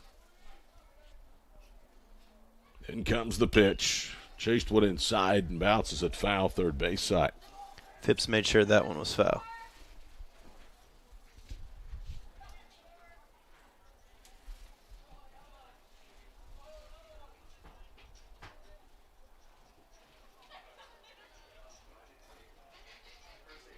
Cliff Pratt, the top of the order, on deck next for OBU. In comes the pitch, and a fly ball hit straight back and out of play. UCO has beaten Southeastern today down at Durant 17-11. 28 runs, 26 combined hits. UCO with 3 5-run innings, the 5th, 6th, and the 8th innings. Southeastern got 3 in the 1st and 2nd and 4 in the 8th. That's a midweek game you're used to. Yes, it is. 17-11 UCO. 1 ball, 2 strikes. In comes the pitch. And a fly ball right center field. Blake Freeman is over in the gap and puts it away, and that's out number 2. It's good at bat, though, by Kissel. Very good at bat, and a good swing right there with 2 strikes. Again, once again, as all these Bison hitters have been very successful with 2 strikes and barreling up the baseball and putting a good drive into it. Oklahoma Christian out to a 5-0 lead midway through their non-conference affair in Edmond tonight over Southern Nazarene at 7 o'clock. Northwestern East Central in a non-conference game in Enid.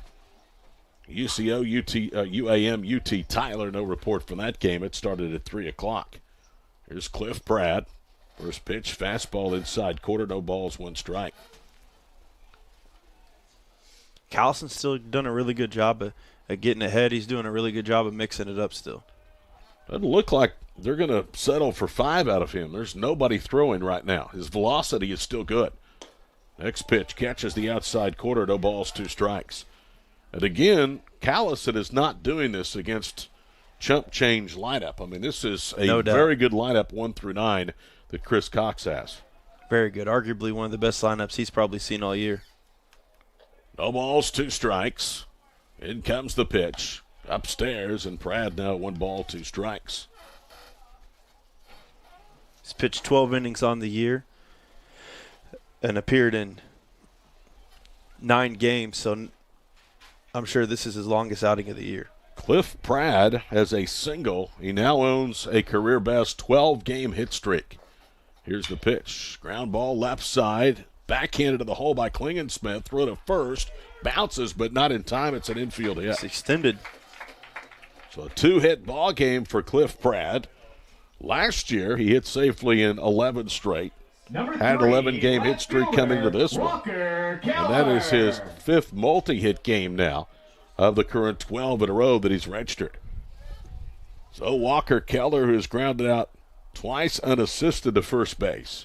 The last time turned out to be a 3-6 double play. We'll try to do something again with 2 outs. Correct me if I've said that more than once tonight. First pitch, didn't mean to, went around. And it's no balls, 1 strike.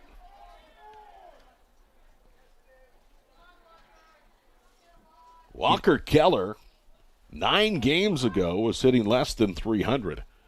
Before today, he came in hitting 346. That is a season high. Looking for his first hit tonight against Callison. The next pitch just misses away. 1 ball, 1 strike. Inside for strike 1, trying to go outside. So he's still hitting his locations as he's continuing through his deepest outing of the year. Walker Keller, Friday night, Division II era, 5 hits, 8 for 14 with 4 doubles and 3 RBIs at Alva over the weekend. Bounces that one right side. Brothers handles it from second on to first, and the inning is over. 1 hit, 1 left. We go to the 6th. It's tied at 2 on the Bison Sports Network. For OBU in the bottom of the 5th inning, there were no runs on 1 hit, no errors, and 1 left on base. After 5 innings, the score is Riverhawks 2, Bison 2.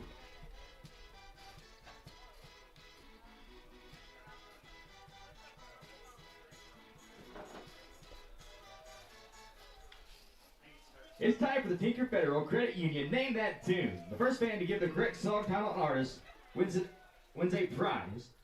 Go to the staircase behind the press box to give your answer and collect your prize. All right, let's hear the music.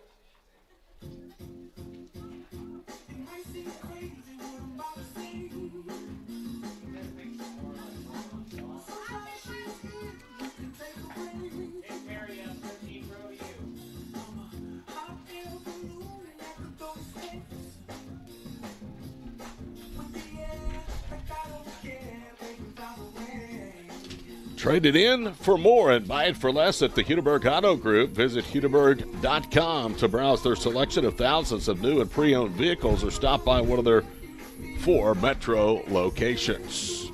As we expected, Galbraith's night has come to an end. Nick Perry, the redshirt junior from Rio Linda, California, will come in. Great start tonight for Brett Galbraith, but unfortunately, and sometimes baseball's unfair in this way, he will get nothing more than a no decision because it's a tie game heading here to the 6th. No doubt. He's done a really good job. He settled in after the first inning and continued to get ahead. And he got ahead even in the first inning. He was just finishing off the batters, but he definitely did a much better job of that as he continued on throughout this game. Nick Perry in for the 4th time, a record of 0-1, earned run average of 11.25. As a staff, OBU's earned run average before tonight was 5.61, the highest it has been in a long time. Nick Perry, 4 innings, 9 hits, 8 runs, 5 earned. This is a good number, though. 8 strikeouts to 1 walk. He's got electric stuff when he's on, but yielded a 4.09 batted average against. That's definitely a great ratio. You know, you want to make him put the ball in play at the very least, make him miss the barrel. Being electric is great, especially only giving up 1 walk. I talked about this a couple of weeks ago that OBU prolifically is at or near the top in most major offensive categories in the Great American Conference. But they have been very good under Cody Painter's direction on the mound. They led the conference in earned run average at sub 3.5 in back-to-back years of 2016 and 2017. Extremely impressive. Colin Klingensmith, the leadoff, has driven in the only 2 runs of the night for Northeastern State. Back in the first with a single. Takes the first pitch from Perry for a strike. It's 0-1. The Bison led the Great American Conference 3 times over a 4-year stretch from 2016 to 2019 in strikeouts. Here's the 0-1 pitch. It's belted, but down the line and foul and right, so it's no balls, 2 strikes. The OBU Bison have the top 2 single-season strikeout totals in league history. 518 in 2016, 511 strikeouts in 2017. Pitch is outside, 1 ball, 2 strikes. They also have the 4th highest total of strikeouts by a staff in a single season, 444 back in 2019. In comes the 1-2 pitch. Upstairs, 2 balls and 2 strikes. Only one other school, Southern Arkansas, ironically enough, who hosts the Bison this weekend, has had a staff in league history with 500 or more strikeouts. They had 508 in 2018. Here's Perry's 2-2 pitch. Swing and a miss. It's a great pitch. Great pitch into the hands and a strikeout for Nick Perry. And all those stats right there just go back to just as the facts match up with our talk earlier about Coach Painter and just doing such a great job here. 7th strikeout tonight for OBU as a pitching staff. First for Perry and now 217 for the Bison in over 200 innings this spring. Here's Blake Freeman, who's been held in check. He's 0 for 2 with a strikeout. He skies that pitch but pulls it foul and out of play for a strike. Nick Perry last pitched on April the 3rd against Southeastern. 1 inning, 2 hits, 2 earned runs. He walked 1 and struck out 3. Perry has only pitched in 2 league series, and the other appearance came in the opening weekend of the year out in Canyon, Texas against West Texas. 0-1 pitch. Upstairs, 1 ball, 1 strike.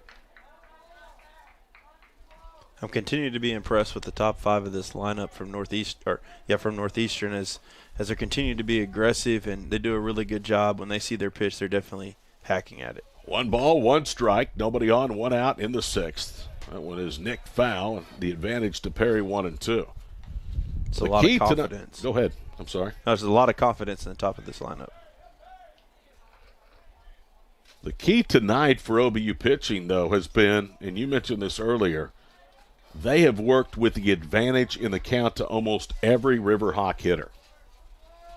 Here's the 1-2 pitch. Hit foul again to the first base side. Everyone, just thinking back throughout this game, I can only think of maybe 1 to 2 hitters where they've been behind.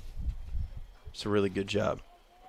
Over a 5-year span, OBU pitching had 3 of the league's all-time best batting averages against. 209 and 229. Those were number 1 and number 2 in league history. Swing and a foul tip, and Signs held on for a strikeout. Another strikeout. That was a great changeup right there. The lowest batting average they had a 3-year stretch in which they led the conference in that category was 258. Jackson Phipps. And one other note about the staff, they had the best strikeout per 9 inning ratio for 4 straight years through 2019. So here is Jackson Phipps, who struck out, grounded out to third.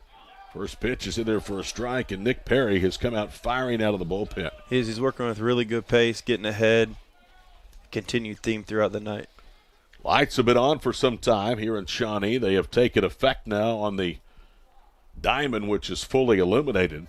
It is cloudy, temperatures in the low 60s. Another foul ball off to our right, no balls, 2 strikes.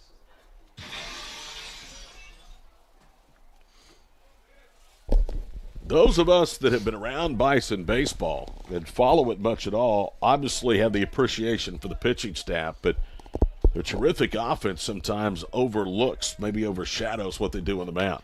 It does, especially with the wind blowing out here naturally. But this pitching staff, I mean, it just goes to show even tonight with these guys in the midweek getting ahead in counts. You know, it's a culture of the pitching program. 1 ball, 2 strikes to Jackson Phipps in his 6th season in Tahlequah. Next pitch upstairs, 2 balls and 2 strikes. You make a great point because this staff pitches in a hitter-friendly ballpark half of their games every year. It is, and just that continued that culture and these midweek guys, and you know they haven't gotten a lot of experience with not playing a midweek game up to this point in the season. Perry's pitch just misses with a breaking ball, and it's 3 balls, 2 strikes. Thought it might have nicked his shoulder. Bison this year have just 1 shutout. Here's the pitch. Swing and a miss. Got him to chase one low and away. Perry comes out of the bullpen, strikes out the Riverhawk side of the 6th. On to the bottom of the inning we go in Shawnee. It's a 2-2 tie. Northeastern and Oklahoma Baptist to the Bison Sports Network.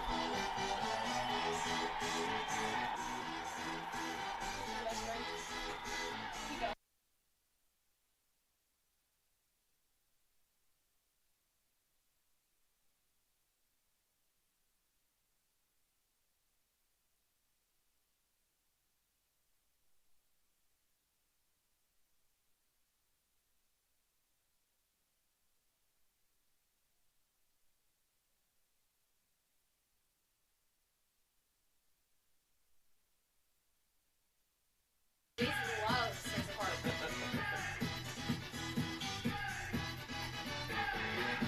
Todd Miller, Christian Doty, the crew back here with you at Bobby Cox Field at Ford Park. Great midweek contest. We go to the bottom of the 6th in a 2-2 tie. You were remarking before the broadcast tonight, boy, it's good to see that young man that you could see on your screen picking up a ball behind home plate. Keach Ballard back with the OBU program. I was talking about that a couple of weeks ago when Southeastern was here. Keach went to Southeastern, wanted to get back to Oklahoma Baptist. A spot on the staff opened up right after Chris Cox took over, and I think the first call they made was to Keach. No doubt, and it's great to see him back here on Bison Hill, especially after everything he gave and put into this program here as a player. But just a class act guy. Lee Callison, who has struck out 4 Bison tonight and has allowed just 2 runs on 6 hits, set to begin his 6th inning of work. And he will have to earn it. Kaimana Bartolome will lead off. It is the teeth of this OBU order. Kai, Ramon, and then Hector Ruvalacaba. This will definitely be a test to his outing, probably the toughest he's seen, especially at this point. Kai tonight a double, a run scored, and struck out swinging. And the first pitch is down and in, 1 ball, no strikes. And it all starts with getting ahead. He's done a pretty good job, but falling behind during this inning, especially when he's probably getting a little bit tired with this probably being the longest outing of his season. And nobody up and throwing in the Northeastern State bullpen. 1 ball, no strikes, a 2-2 tie here in the 6th. Callison's pitch, outside quarter for a strike. You about ready for your big debut? Yes, sir. Christian's going to get a half inning to call baseball in honor of his beloved grandfather. He'll be coming up at the top of the 7th inning. I know he's going to be smiling down on you, buddy. For sure. 1-1 pitch. Upstairs, 2 balls and 1 strike. To celebrate 50 years of investing in champions, the OBU Athletics Annual Fund is returning to its roots as the Bison Athletic Association. To learn more about this reband and exciting changes to BAA membership benefits, visit obubison.com/BAA. 2-1 pitch from Callison, hit hard and foul on the third base side. Jackson Phipps, the third baseman, is playing really deep. Really deep, and earlier he gave up on a ball hit down the line, but he's making sure this time as he scoots over. I think he heard you, Todd. In fact, the entire infield is playing deep. Brothers at second, Klingensmith at short. Both have their heels in the outfield grass. They're deep at the corners. Kahn at first, Phipps at third. Here's the 2-2 pitch. Popped up and out of play. So Kaimana Bartolome trying to get things started here in the sixth. Getting late in this one. Riverhawks 2, Bison 2. It'd be nice to see him hit another one off the wall here. Or maybe just a little higher. How about that?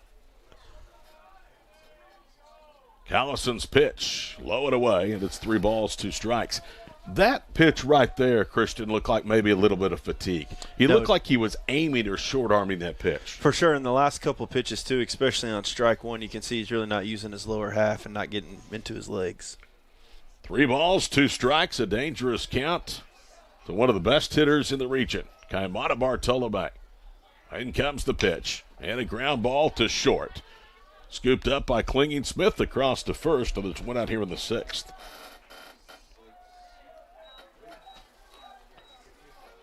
Ramon Enriquez is the batter. He has a 2-run home run tonight. He's only hitting 2 at-bats.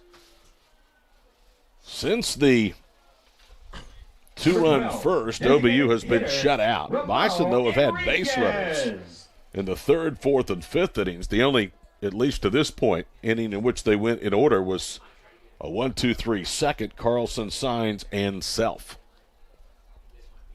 He's smiling as he went back into the dugout right there. As you know, he probably swung at ball 4, was still able to hit it, but just getting a little greedy. First pitch into the handle and popped up a mile high behind home plate, drifting towards the third base on deck circle. Underneath it is Rodden. Peels back the face mask and makes the catch, and there's 2 gone.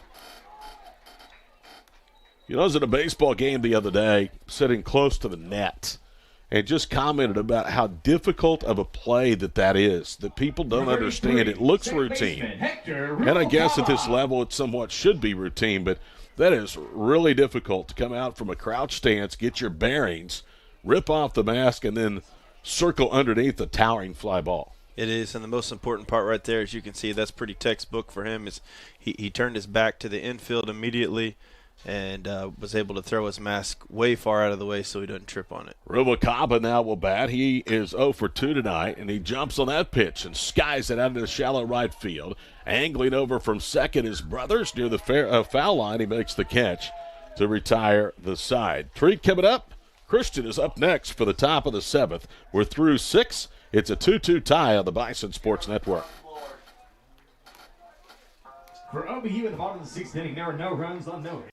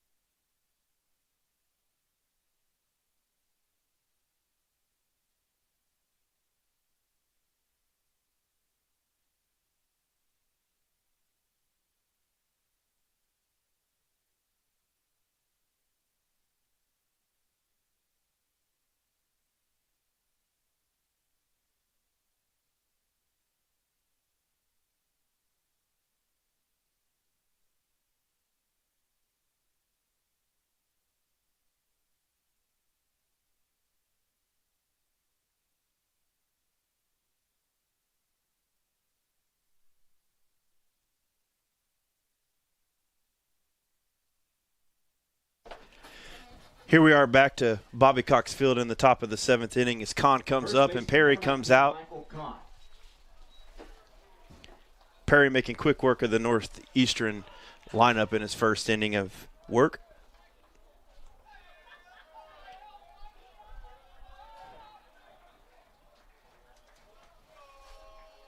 Kahn tonight so far 0-2.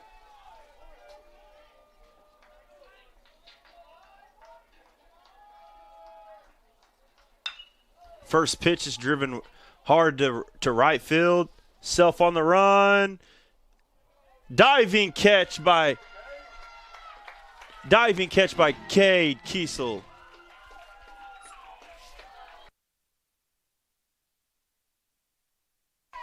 It was a great play right there as the ball was driven into right field.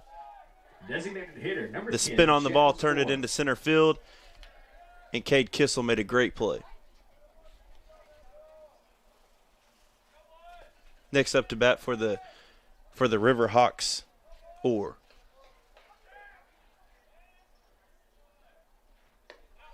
First pitch strike. Fastball for a strike as Perry and this whole pitching staff has done a great job of getting ahead tonight.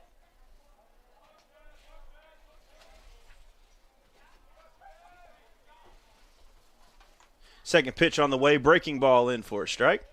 Strike two, count is 0-2. That was a fantastic play as you thought they were going to collide in the last minute. They're both on the ground and Kissel comes up with the catch.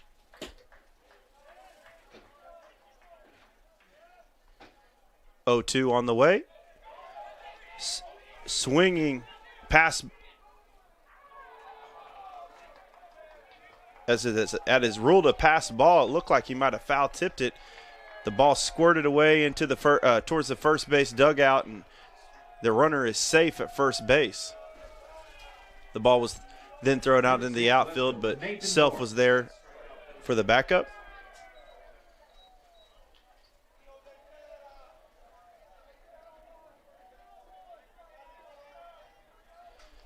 So strike three, and the ball gets away as he swung and missed.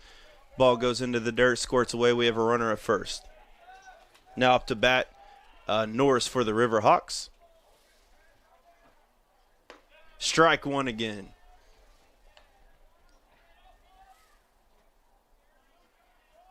Perry throwing with a little bit of juice here in his second inning of work.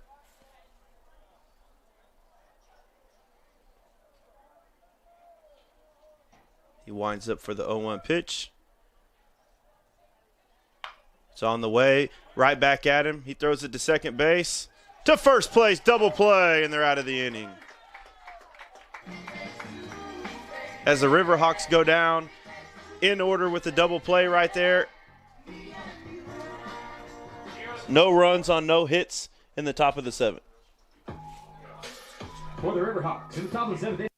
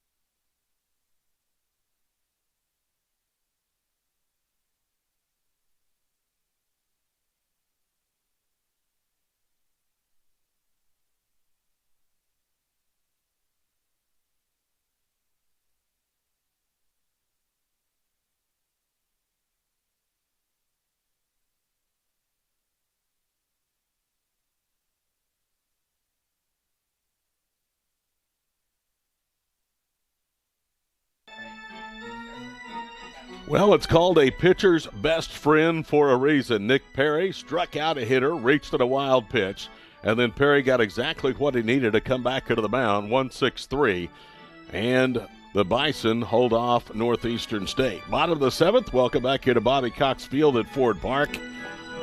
2-2 our score. Lee Callison remains out there. He'll get Carlson, Signs, Cade, Self. It's impressive. Lee Callison still going to work. What do you think about play-by-play? Much respect. You get nervous. You know what you want to say, and it's happening so fast. And to get a diving play for the first out. Eric Carlson popped out to the first baseman, Michael Kahn. He doubled back in the 5th inning. Eric has been red hot since coming back off hamstring injury, with the exception of the weekend up at Alva. First pitch from Callison is in tight, 1 ball, no strikes. I'll tell you what, you're lucky. You're lucky you didn't get in a 8 or 9 run inning. That's true. With about Very 12 true. hitters coming out. Very true. 1 ball, no strikes. Bottom of the 7th inning. Callison comes set, now deals, and fastball is high, 2 balls, no strikes. There is activity in the Riverhawk bullpen, so I would think that Jake Hendrick will probably have somewhat of a short leash with Lee Callison up there on the hill. 2 balls, no strikes. In comes the pitch to Carlson, and a fly ball that will spin out of play, and it's strike 1.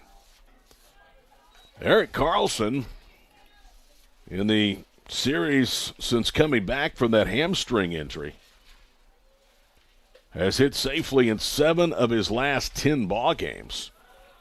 Hit .458 over his first 6 games back from that injury, 2 doubles, a triple, and a home run, and 8 driven in. In comes the pitch, and a ground ball hit foul and hard. Continue to be aggressive tonight. You know, the Bison hitters have really, especially really early in counts, they see fastball, they're definitely swinging at it. Only scoring 2 runs as a high-powered offense as they are. They're getting really greedy. You know, I knew it was getting close, and we were on the call when it happened, and it just did not register with me. But during the Southeastern series, Eric Carlson, who now has 106 career hits, registered hit number 1 in the bottom of the 3rd off of Southeastern reliever Logan Teskey. That was in the bottom of the 3rd. 2 balls and 2 strikes. Nobody on, nobody out. Bottom of the 7th inning. He has had a terrific career here at OBU. Callison comes set. Now brings it home. And it's lowered away. 3 balls, 2 strikes. Again, fatigue, you can tell, is really setting in. He's really aiming it as he's throwing. He's throwing it. He's just not letting it go. Eric is now 2 for 7 at his career against Riverhawk pitching. Both hits have been doubles. A double in 2019 and a double in the 4th inning here tonight. Here's the 3-2 pitch. Fouled out of play. He's really seeing the ball good right now.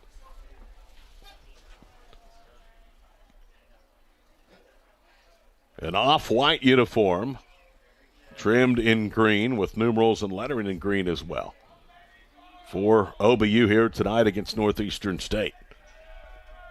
Here's the stretch, in comes the pitch, and a little fister hit foul towards the Riverhawk dugout. Great at-bat, being a really good leadoff right here in the bottom of the 7th. Bison had a 7-game win streak snapped in Game 3 of the Northwestern Series. 6-3 Saturday afternoon. Looking for what would be their 8th win of the last 9 ball games. Callison comes set, now brings it home with the pitch grounded off the mound and underneath the glove of the shortstop, Colin Klinging-Smith.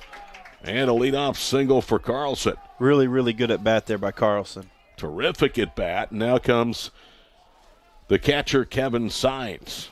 Sines has struck out swinging and flied out to right in his 2 at-bats tonight. As we talked about, Sines struggles at the plate and him striking out quite a bit of times this season. It's really important for him right here to make sure he gets the runner over into scoring position.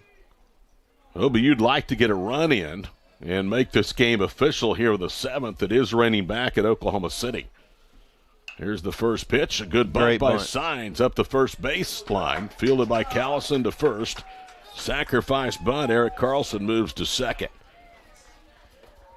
You don't see Kevin Sines called upon to bunt very often, but he looked like a Grizzly veteran laying that one down there. Definitely. Really good job right there. And now 2 opportunities to get home the go-ahead run, with Cade Self being the first of those 2. Self flew out to deep right center field back in the 5th inning. He struck out looking to the 2nd. Colin Prince actually is going to be announced now as the pinch hitter for Cade Self. Colin Prince is a 6-foot redshirt junior from Santa Rosa, California. Prince, a right-hander. In comes the pitch. In there for a strike. It's 0-1. It'd be really nice to see a right center gap shot right here as the center fielder shaded a little bit to left field and the right fielder's playing in and towards the line. Colin 9 for 39 in 13 games, 11 starts, hitting .231. 0-1 the count. In comes the pitch. And he turns it over again for a strike. It's 0-2. A little bit of sprinkles on the press box window directly in front of us, but right now it doesn't look like rain is falling here at the ballpark. 0-2 the count to Colin Prince here in the 7th inning. Trying to pick Eric Carlson up from second. The pitch downstairs. Colin Prince hitting .231 of the season. Has not had an at-bat since April the 3rd against Southeastern. Drew a walk in that ball game, was stranded. He's not had a hit since he went 2 for 8 in the 2 games he played against East Central on March the 14th and the 15th. The quickest way to get more at-bats would be a big hit right here. 1-2 the count. This is wide. 2 balls, 2 strikes. It's a great location, spotted up right there. It's a great discipline to stay off of that. So Lee Callison now pitching on borrowed time. But what a start this has been. 2 balls, 2 strikes against Colin Prince. Carlson at second after the leadoff single and the 1-3 sacrifice by Sainz. In comes the pitch. And that is little Pfister into left field for a base hit. Eric is going to have to stop at third, and Colin Prince, as Callison, Christian came in on the handle, the bat had just enough to get it out into shallow left. No doubt, definitely a great job right there of Prince staying through the baseball and not just check swinging and continue to swing to muster that ball out into left field. You wonder if that is it for Callison. They're coming out of the Red River Hawk dugout of the first base side, and they are going to the bullpen for a right-hander. I wonder if it would be wrong for me to stand up and applaud Lee Callison tonight because he's been really good for Northeastern State. Very good. Scatters 8 hits over 6 1/3 innings. Really good, and he came into the game, as we had talked about earlier, with 12 walks, in his previous outings, and I don't even think he had a walk tonight, if I recall. We'll give you his numbers in a moment. 1st and 3rd, and 1 out for Cade Kissel against the new right-hander from Northeastern State. We'll tell you who it is in a moment on the Bison Sports Network.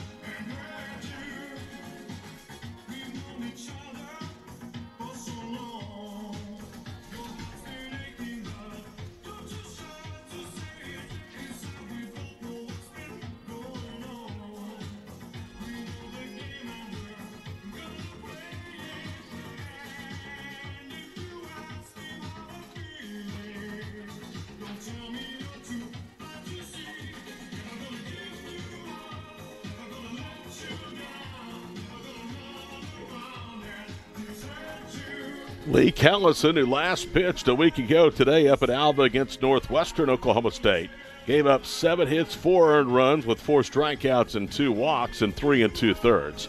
Tonight he goes 6 1/3, and before this appearance, Lee Callison had worked just 12 2/3 innings, so he works almost exactly half of his season total in 1 start tonight. John Raines, number 21, is into the ballgame now for the Riverhawks. John Raines making his 12th appearance, record of 2-0, earned run average of 1.93. 8 hits, 14 innings, 3 earned runs, 12 strikeouts, and 7 walks for John Raines. Raines pitched this past weekend in a Riverhawk victory over Rogers State, 3 innings, 1 hit, 1 earned run, 2 walks, 2 strikeouts. The book not yet closed on Lee Callison. He went 6 1/3, 2 earned runs, 8 hits, 4 strikeouts, and you were right, Christian. He did not walk a batter. Really impressive outing by Callison. Number 4, center It just shows you wind blowing in, just pitch ahead, stay ahead, and let your defense do the work. Cade Kissel, who singled and flied out to deep right. Now the batter, Eric Carlson, standing 90 feet away, representing the go-ahead run here in the 7th for OBU. Colin Prince, who hit for self here in the 7th, is on at first after a soft single out into left field. The only out, Signs gave himself up on a sacrifice bunt. Here's Rain's first pitch. Popped up and then it'll spin out of play. So Kissel wasting no time and jumping on John Raines, swinging to the first pitch he sees from the Northeastern reliever. And Kissel in the top half of the inning making that outstanding diving catch out in center field. John Raines, 6'2", 175, from Sapulpa High School as a junior. Next pitch is downstairs, 1 ball, 1 strike. Last year, in a shortened COVID-19 season, he made 3 relief appearances, throwing 4 to third. Recorded 5 strikeouts through a scoreless inning February the 11th in Alva against Northwestern. Here's the pitch. Down and in, 2 balls, 1 strike. If Raines cannot find a way to at least get Kissel, if not get Cade to roll into a double play, the top of the order, which is swinging really hot bats right now, Cliff Pratt and Walker Keller await. John Raines 2 years ago missed the first month of the season with an injury. Came back and had the team's best earned run average in 13 2/3 innings. He's put himself in a dangerous situation right here at 3-1. 3-1 to Cade Kissel. Cade starting to heat up here in the last couple of weekends. Then comes the pitch. Swing and a miss. Went right after him, and Cade Kissel came up empty.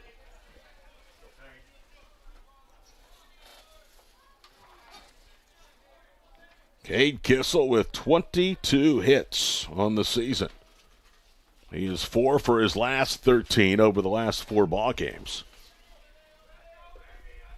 3 balls, 2 strikes. In comes the pitch, and he walked him, but the bases are loaded.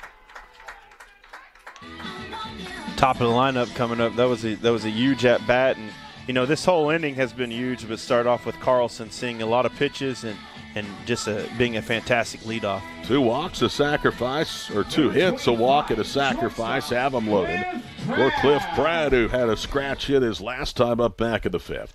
Pratt is 2 for 3 of the evening.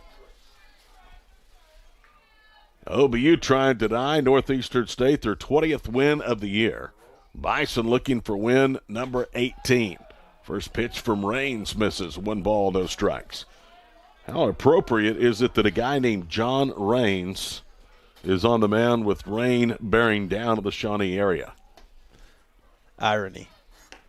Fastball outside quarter, 1 ball, 1 strike. A lot of these pitch at-bats from OBU have been let off with the Northeastern State, throwing them off speed the very first pitch.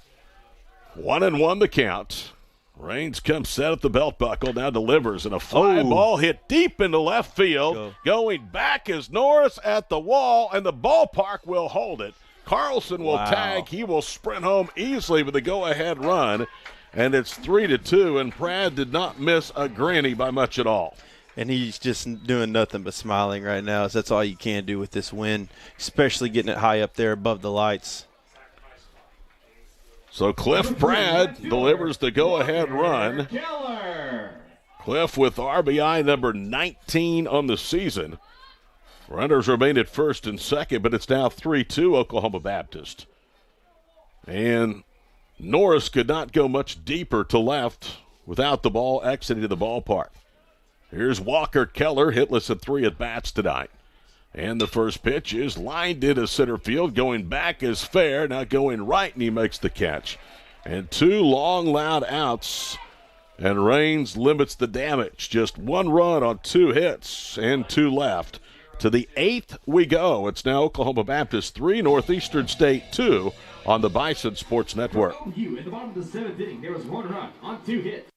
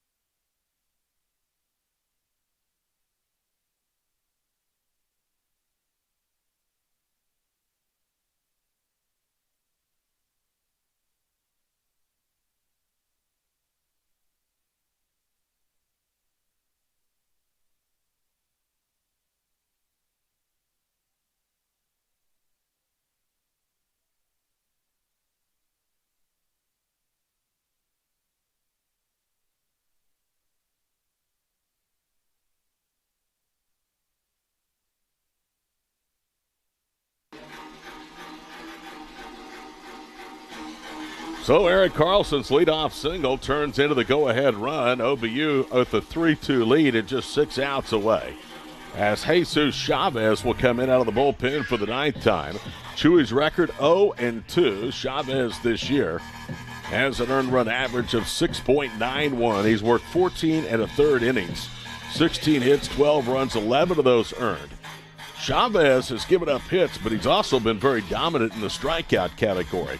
How about this? 17 strikeouts to only 2 walks for the right-hander, who's yielding a .281 batted average against. So Chavez, the 6'4 senior from Oxnard, California, is the 3rd Oklahoma Baptist pitcher of the night. Bison tonight got 2 good innings of relief from Nick Perry, 5 great innings from the starter Brett Galbraith, and now we're into the bullpen for a 2nd time.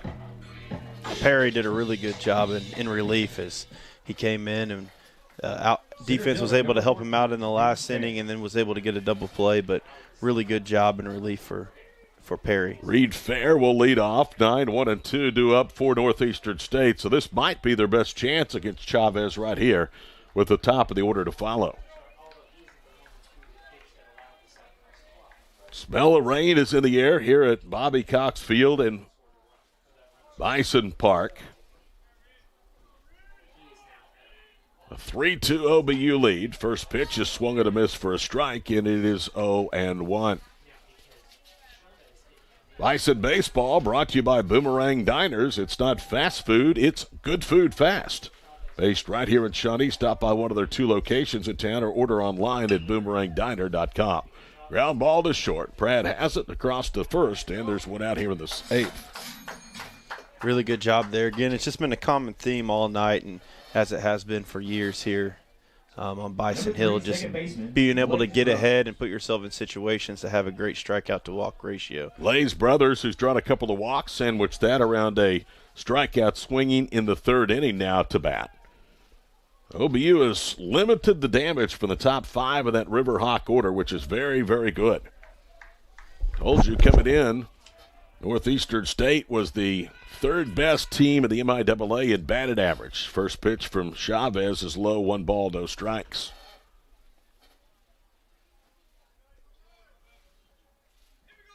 Nobody on, 1 out. We're in the 8th inning. Bison breaking a 2-2 tie, pushing a run across in the bottom half of the 7th. The pitch. Little high, and it's 2 balls, no strikes to Blaze Brothers. ShopOBUBison.com is your home for the very best and officially licensed Bison apparel from brands like Adidas, Callaway Golf, Columbia, and Under Armour. Here's a ground ball to 3rd. Bartolome throws low and a terrific play. Dug out at the other end, a backhanded dig by Eric Carlson. It's a great play right there. Able to take a hit away, and then first baseman be able to hang in there and make a great play for his 3rd baseman. ShopOBUBison.com has the best shipping and industry-leading customer satisfaction of the business. ShopOBUBison.com, the official online store of OBU Athletics. So 2 up, 2 down. Braden Rodden now will bat. He has a couple of hits. Only multi-hit game registered tonight by a Riverhawk. First pitch is a swing and a miss, and Chavez looking good. 0-1 the count. Really good, a lot of confidence. You can tell even in warm-up pitches, he's pretty electric as well. Pittsburgh State in a week from tonight. The next baseball broadcast here with the Bison Sports Network. 0-1 pitch. Misses in tight. 1 ball, 1 strike. That will be an afternoon game at 3 o'clock 1 week from today.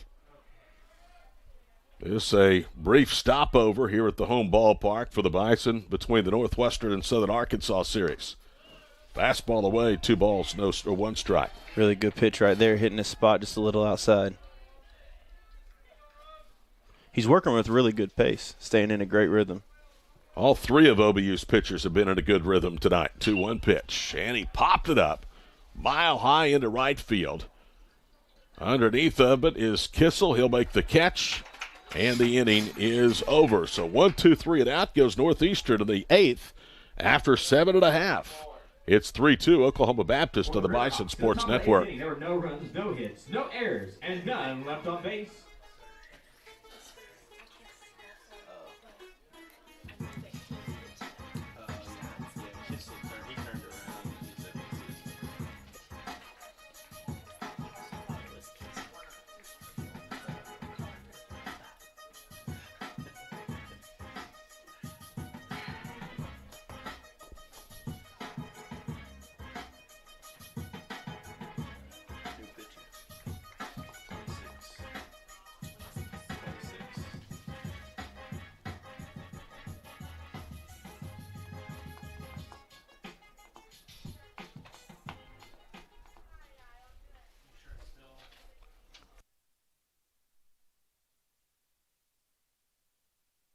Yep.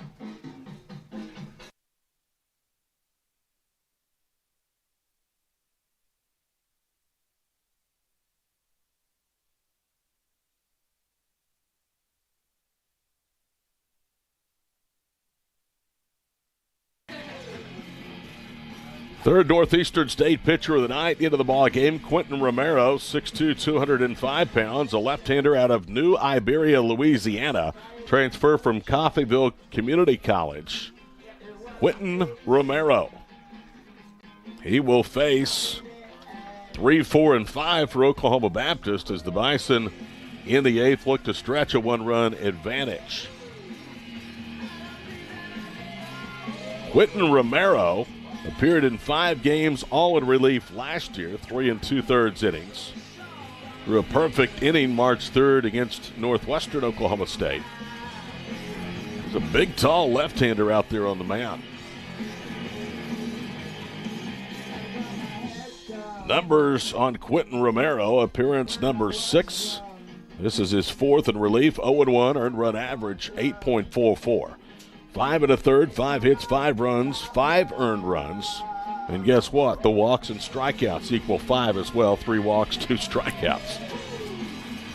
The 5 seems to be Quentin Romero's number this year. And he wears number 26. Kaimana Bartolome will lead off. Enriquez, who's driven in 2 of the 3 OBU runs with a home run in the first inning. And again, to tell you how well he hit that ball, there was no doubt about it. Cliff Pratt, in the last half inning for the Bison, hit one pretty well too, but I think, Christian, it's fair to say he got a little too far underneath that one, and the wind was able to hold it up. No doubt, no doubt. Here is Bartolome, double in the first, strikeout in the third, ground out to short in the 6th. First pitch is away, 1 ball, no strikes. That pitch earlier in the game was a strike, and the last couple innings, he hasn't been rewarding the pitchers with that pitch. 18th career appearance for the left-hander as the pitch is popped out of play on the first base side, and it's 1 ball and 1 strike. So Quentin Romero in to work the 8th for the Riverhawks. Last year his earned run average 7.3, this year 8.4, career earned run average of 8. With 3 strikeouts and 5 walks in his career. Misses, and it's 2 balls and 1 strike. Of all of his appearances, 3 starts, 11 appearances. As I gave you the wrong total a moment ago, he's worked just 9 innings. 3-2 Oklahoma Baptist, bottom of the 8th. Here's the pitch. And a hard-hit ground ball right at the third baseman. Handled cleanly by Phipps and over to first. Low throw, but handled by Kahn, and that's out number 1. It's a good play there by Kahn to hang in there and make that dig.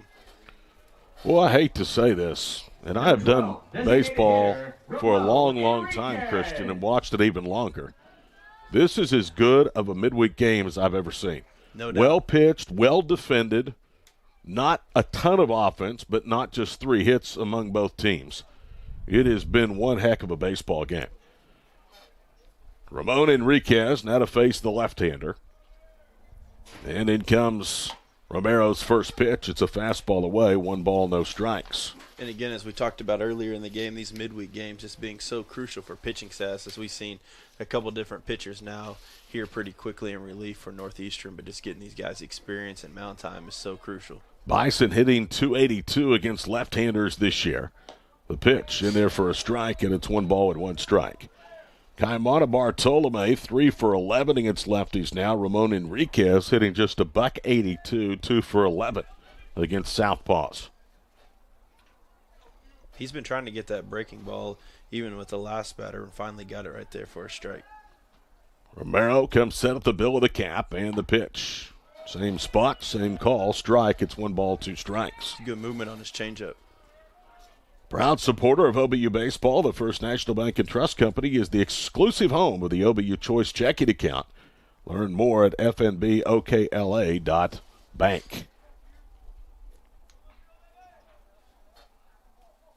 Then comes the 1-2 pitch, and he misses high and away. The Bison on the mound have been airtight. Chavez with a clean 8th inning. OBU has retired 9 of the last 10 hitters for Northeastern State, and the only one that reached was back in the 7th inning. That was Chaz Orr on a strikeout and a wild pitch. He was late to the lead out of a 1-6-3 double play. Swing and a miss. They had some movement to it, and Enriquez strikes out, and there's quickly 2 out for the Bison against Quentin Romero. You know, Todd, we talked about earlier, they don't have many shutouts on the season, but playing in this ballpark, even though your strikeout ratio is really good, you get one up in the wind, it's easy to give up a run. But still doesn't take away from the success and how good this pitching staff is for the Bison. Hector Rubalcaba now to bat. He has been held in check after a 2-for-12 series against the Rangers. He's 0 for 5 tonight. They need to get him turned around in a hurry before they go to Southern Arkansas. First pitch, inside corner strike. It's 0-1. Rubalcaba is coming off just his 2nd league series this year in which he did not drive in a run. It had been almost exactly a month, mid-March, against Southwestern when he went without an RBI against a league foe. There's a ground ball up the middle. You're right, good swing, and it's a base hit with 2 outs. Right there, he's not trying to do too much. It's nice and easy right back at the pitcher up the middle. How about this for consistency? 21 of 23 games now that Hector has reached base safely. Eric Carlson. Here's Eric Carlson. There just is no breathers in this lineup for Oklahoma Baptist. Eric having a big day today, couple of hits. Doubled back in the 4th, was stranded, singled, and his run right now in the 7th stands as the difference. 3-2 Bison over the Riverhawks here with 1 on and 2 out in the 8th. Here's the pitch. Swing it away and pops it out of play for a strike. It's 0-1. Still a really good swing right there. When you face a lefty, it's so important not to try to yank him and do too much, but to just take the ball the other way, hit right back at him. The single to lead off the 7th was big. Obviously, it turned out to be the go-ahead run to this point in the ballgame for Oklahoma Baptist. It also was his 2nd of the ballgame. That means Eric now has had 30 games with 2 hits or more in his career. 0-1 pitch.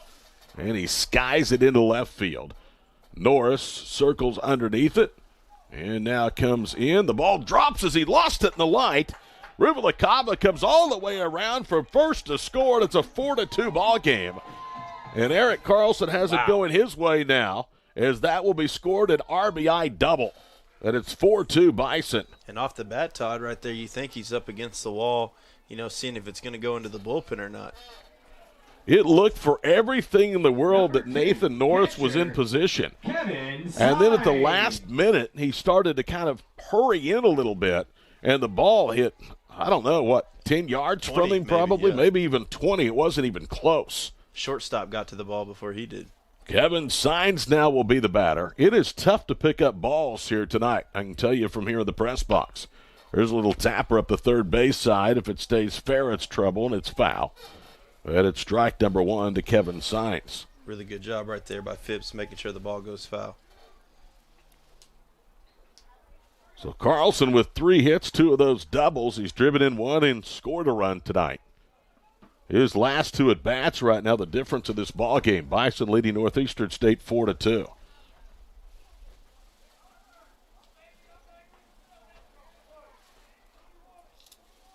All started with Hector Rubalcaba's 2-out single on an 0-1 pitch to center. Here's Romero's pitch, down and in, 1 ball and no strikes. And hopefully, like you said, for Hector, that'll get him going leading into a very important series this weekend. Quentin Romero, last pitched on March the 30th against Southwestern, yielded 2 hits, an earned run, and struck out 1 in 1 inning. Well, it's been a while for him. There's the 1-1 pitch. Fly ball into center field. Coming in quickly is Reed Fair. Can he get there? Out from second goes Brothers. And the second baseman makes the catch on the outfield grass to retire the side. 2 hits produce a run. OBU gets insurance as we go to the 9th. Last chance for Northeastern. It's 4-2 Oklahoma Baptist on the Bison Sports Network.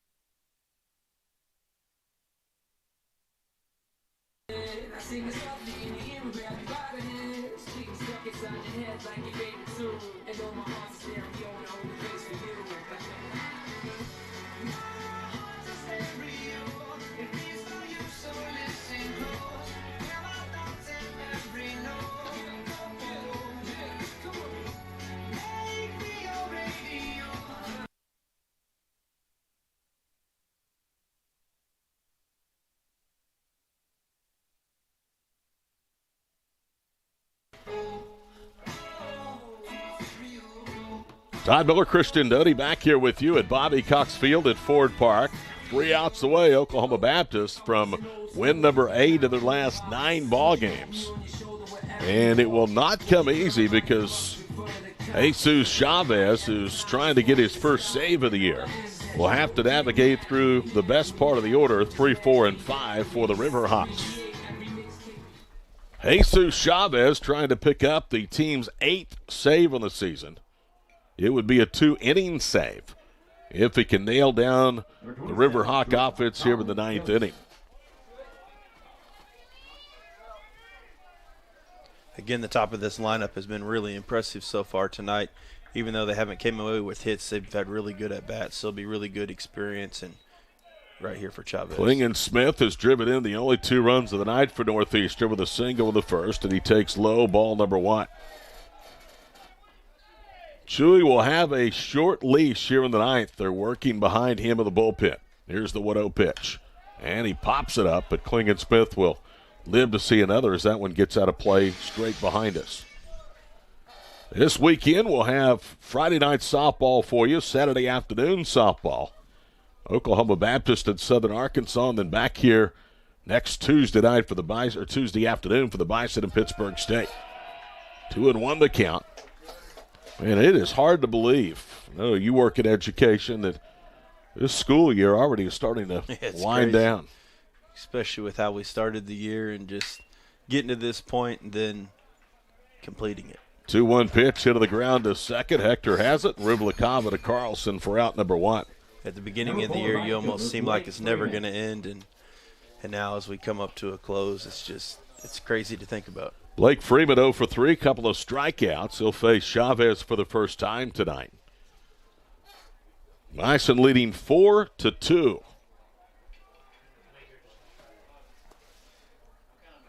In comes Chavez pitch, and it's bunted foul for a strike. It's 0-1.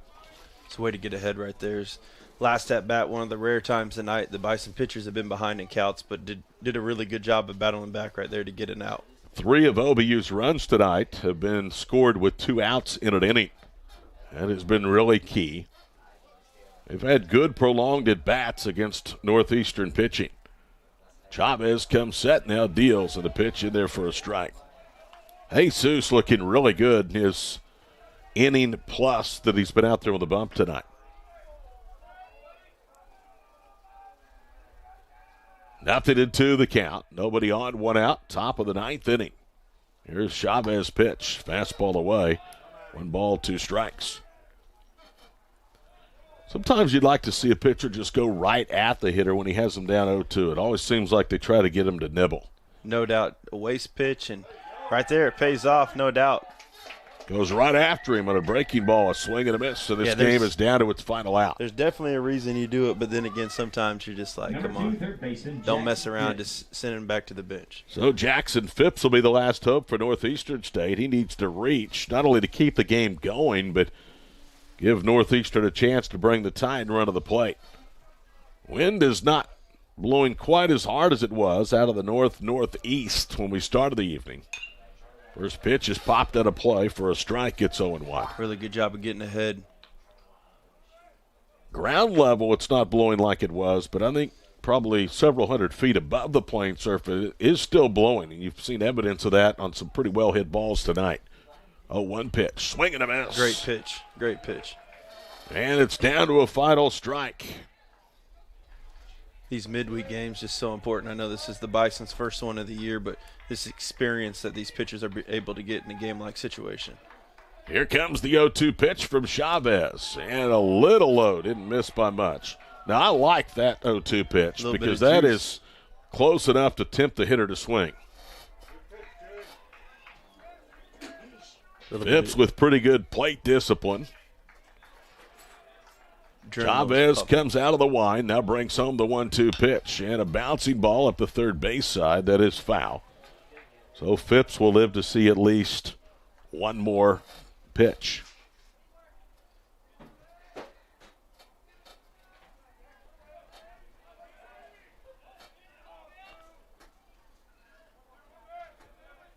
One ball, 2 strikes. Jesus Chavez against Jackson Phipps, and the pitch is belted but fouled down the left field line. So Jackson will see one more. Lightning's off in the distance, so it'd be nice for Chavez to throw strike 3 right here, and we can all get out of here. Talked about the durability of Bartolome and Enriquez. How about Phipps? Today is 140th game. Pitch is low, and it's 2 balls and 2 strikes. Great spot. It's a really good miss. Phipps, a career .298 hitter at Tahlequah. 134 starts now, 140 appearances. 2 balls, 2 strikes. Nobody on, 2 out. In comes the pitch. Swing and a miss. Got one in the dirt. And then Phipps falls down, so Signs will, instead of throwing to first, tag him out to end the ball game. For the Riverhawks, in the top of the 9th inning, Jackson Phipps is disgusted as he tosses his batting helmet over to the first base dugout. 1, 2, 3 and out. Go the Riverhawks in the 9th. Oklahoma Baptist rallies from 2-0 down after a half inning to win 4-2. Back to wrap it up in a moment on the Bison Sports Network. Your Bison will take the bill again on Tuesday, April 20th at 3 o'clock to take on Pittsburgh State. We hope to see you back here then. Be safe going home, and go Bison!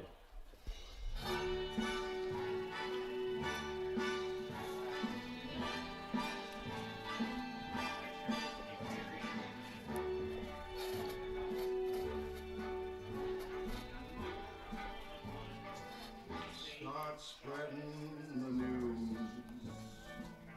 I'm leaving today. I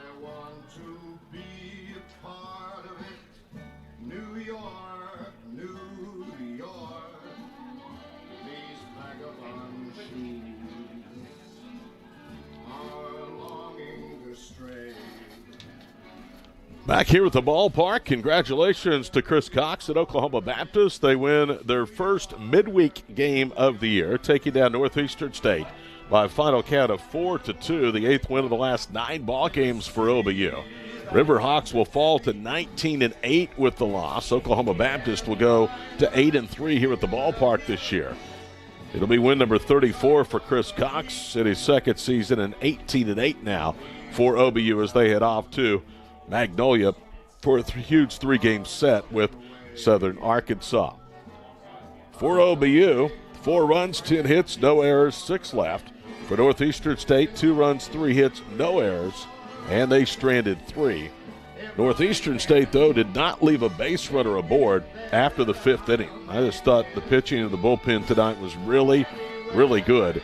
And, you know, you talk about a Friday night starter, Christian, going out and setting the tone for a weekend series. I thought tonight that Brett Galbraith went out and really set the tone for OBU in his 5 innings on the mound. No doubt. He definitely got ahead throughout the night and pitched ahead. He struggled a little bit there in the first inning of, a couple waste pitches, getting it to a full count, and then, getting behind. But after the first inning, he really settled in and definitely set the tone. And, just this whole pitching staff does a really good job of pitching ahead, but it gets them opportunities as all those records that we talked about in the strikeout category, just being able to do that. I'm sorry, Brett Galbraith will get the win, his first of the season. The loss will go to Lee Callison, who honestly deserved better than that, and the save to Jesus Chavez, his first of the season. Offensively, Oklahoma Baptist had the big 2-run home run with 2 out from Ramon Enriquez back in the first inning. There would not be any more scoring until the 7th inning when Eric Carlson, who had a 3-hit night tonight for the Bison, led off with a single, was sacrificed to second, went to third on a Colin Prince base hit, and then came around to score on an RBI sac fly 2 batters later off Cliff Brad's bat. Bison then got 2 back-to-back outs in the 8th inning before a 2-out single by Rubalcaba, and then a pop-up into left field that was lost in the lights by Nathan Norris. Turned into an RBI double for OBU, a little insurance heading to the 9th, and they win it 4-2. Yeah, the winner is Brett Galbraith. He is 1-0. Jesus Chavez the save. It's his first. Lee Callison takes the loss. He is 1-1. Partner, it has been a blast. Hope you enjoyed it. Thank you. Let's do it again. It's been a great opportunity. All right. For Christian Doty, I'm Todd Miller. Final score here at Shawnee again. Oklahoma Baptist 4, Northeastern State 2. For our entire crew, until we see you this weekend for softball, next Tuesday for baseball. Good night, everybody.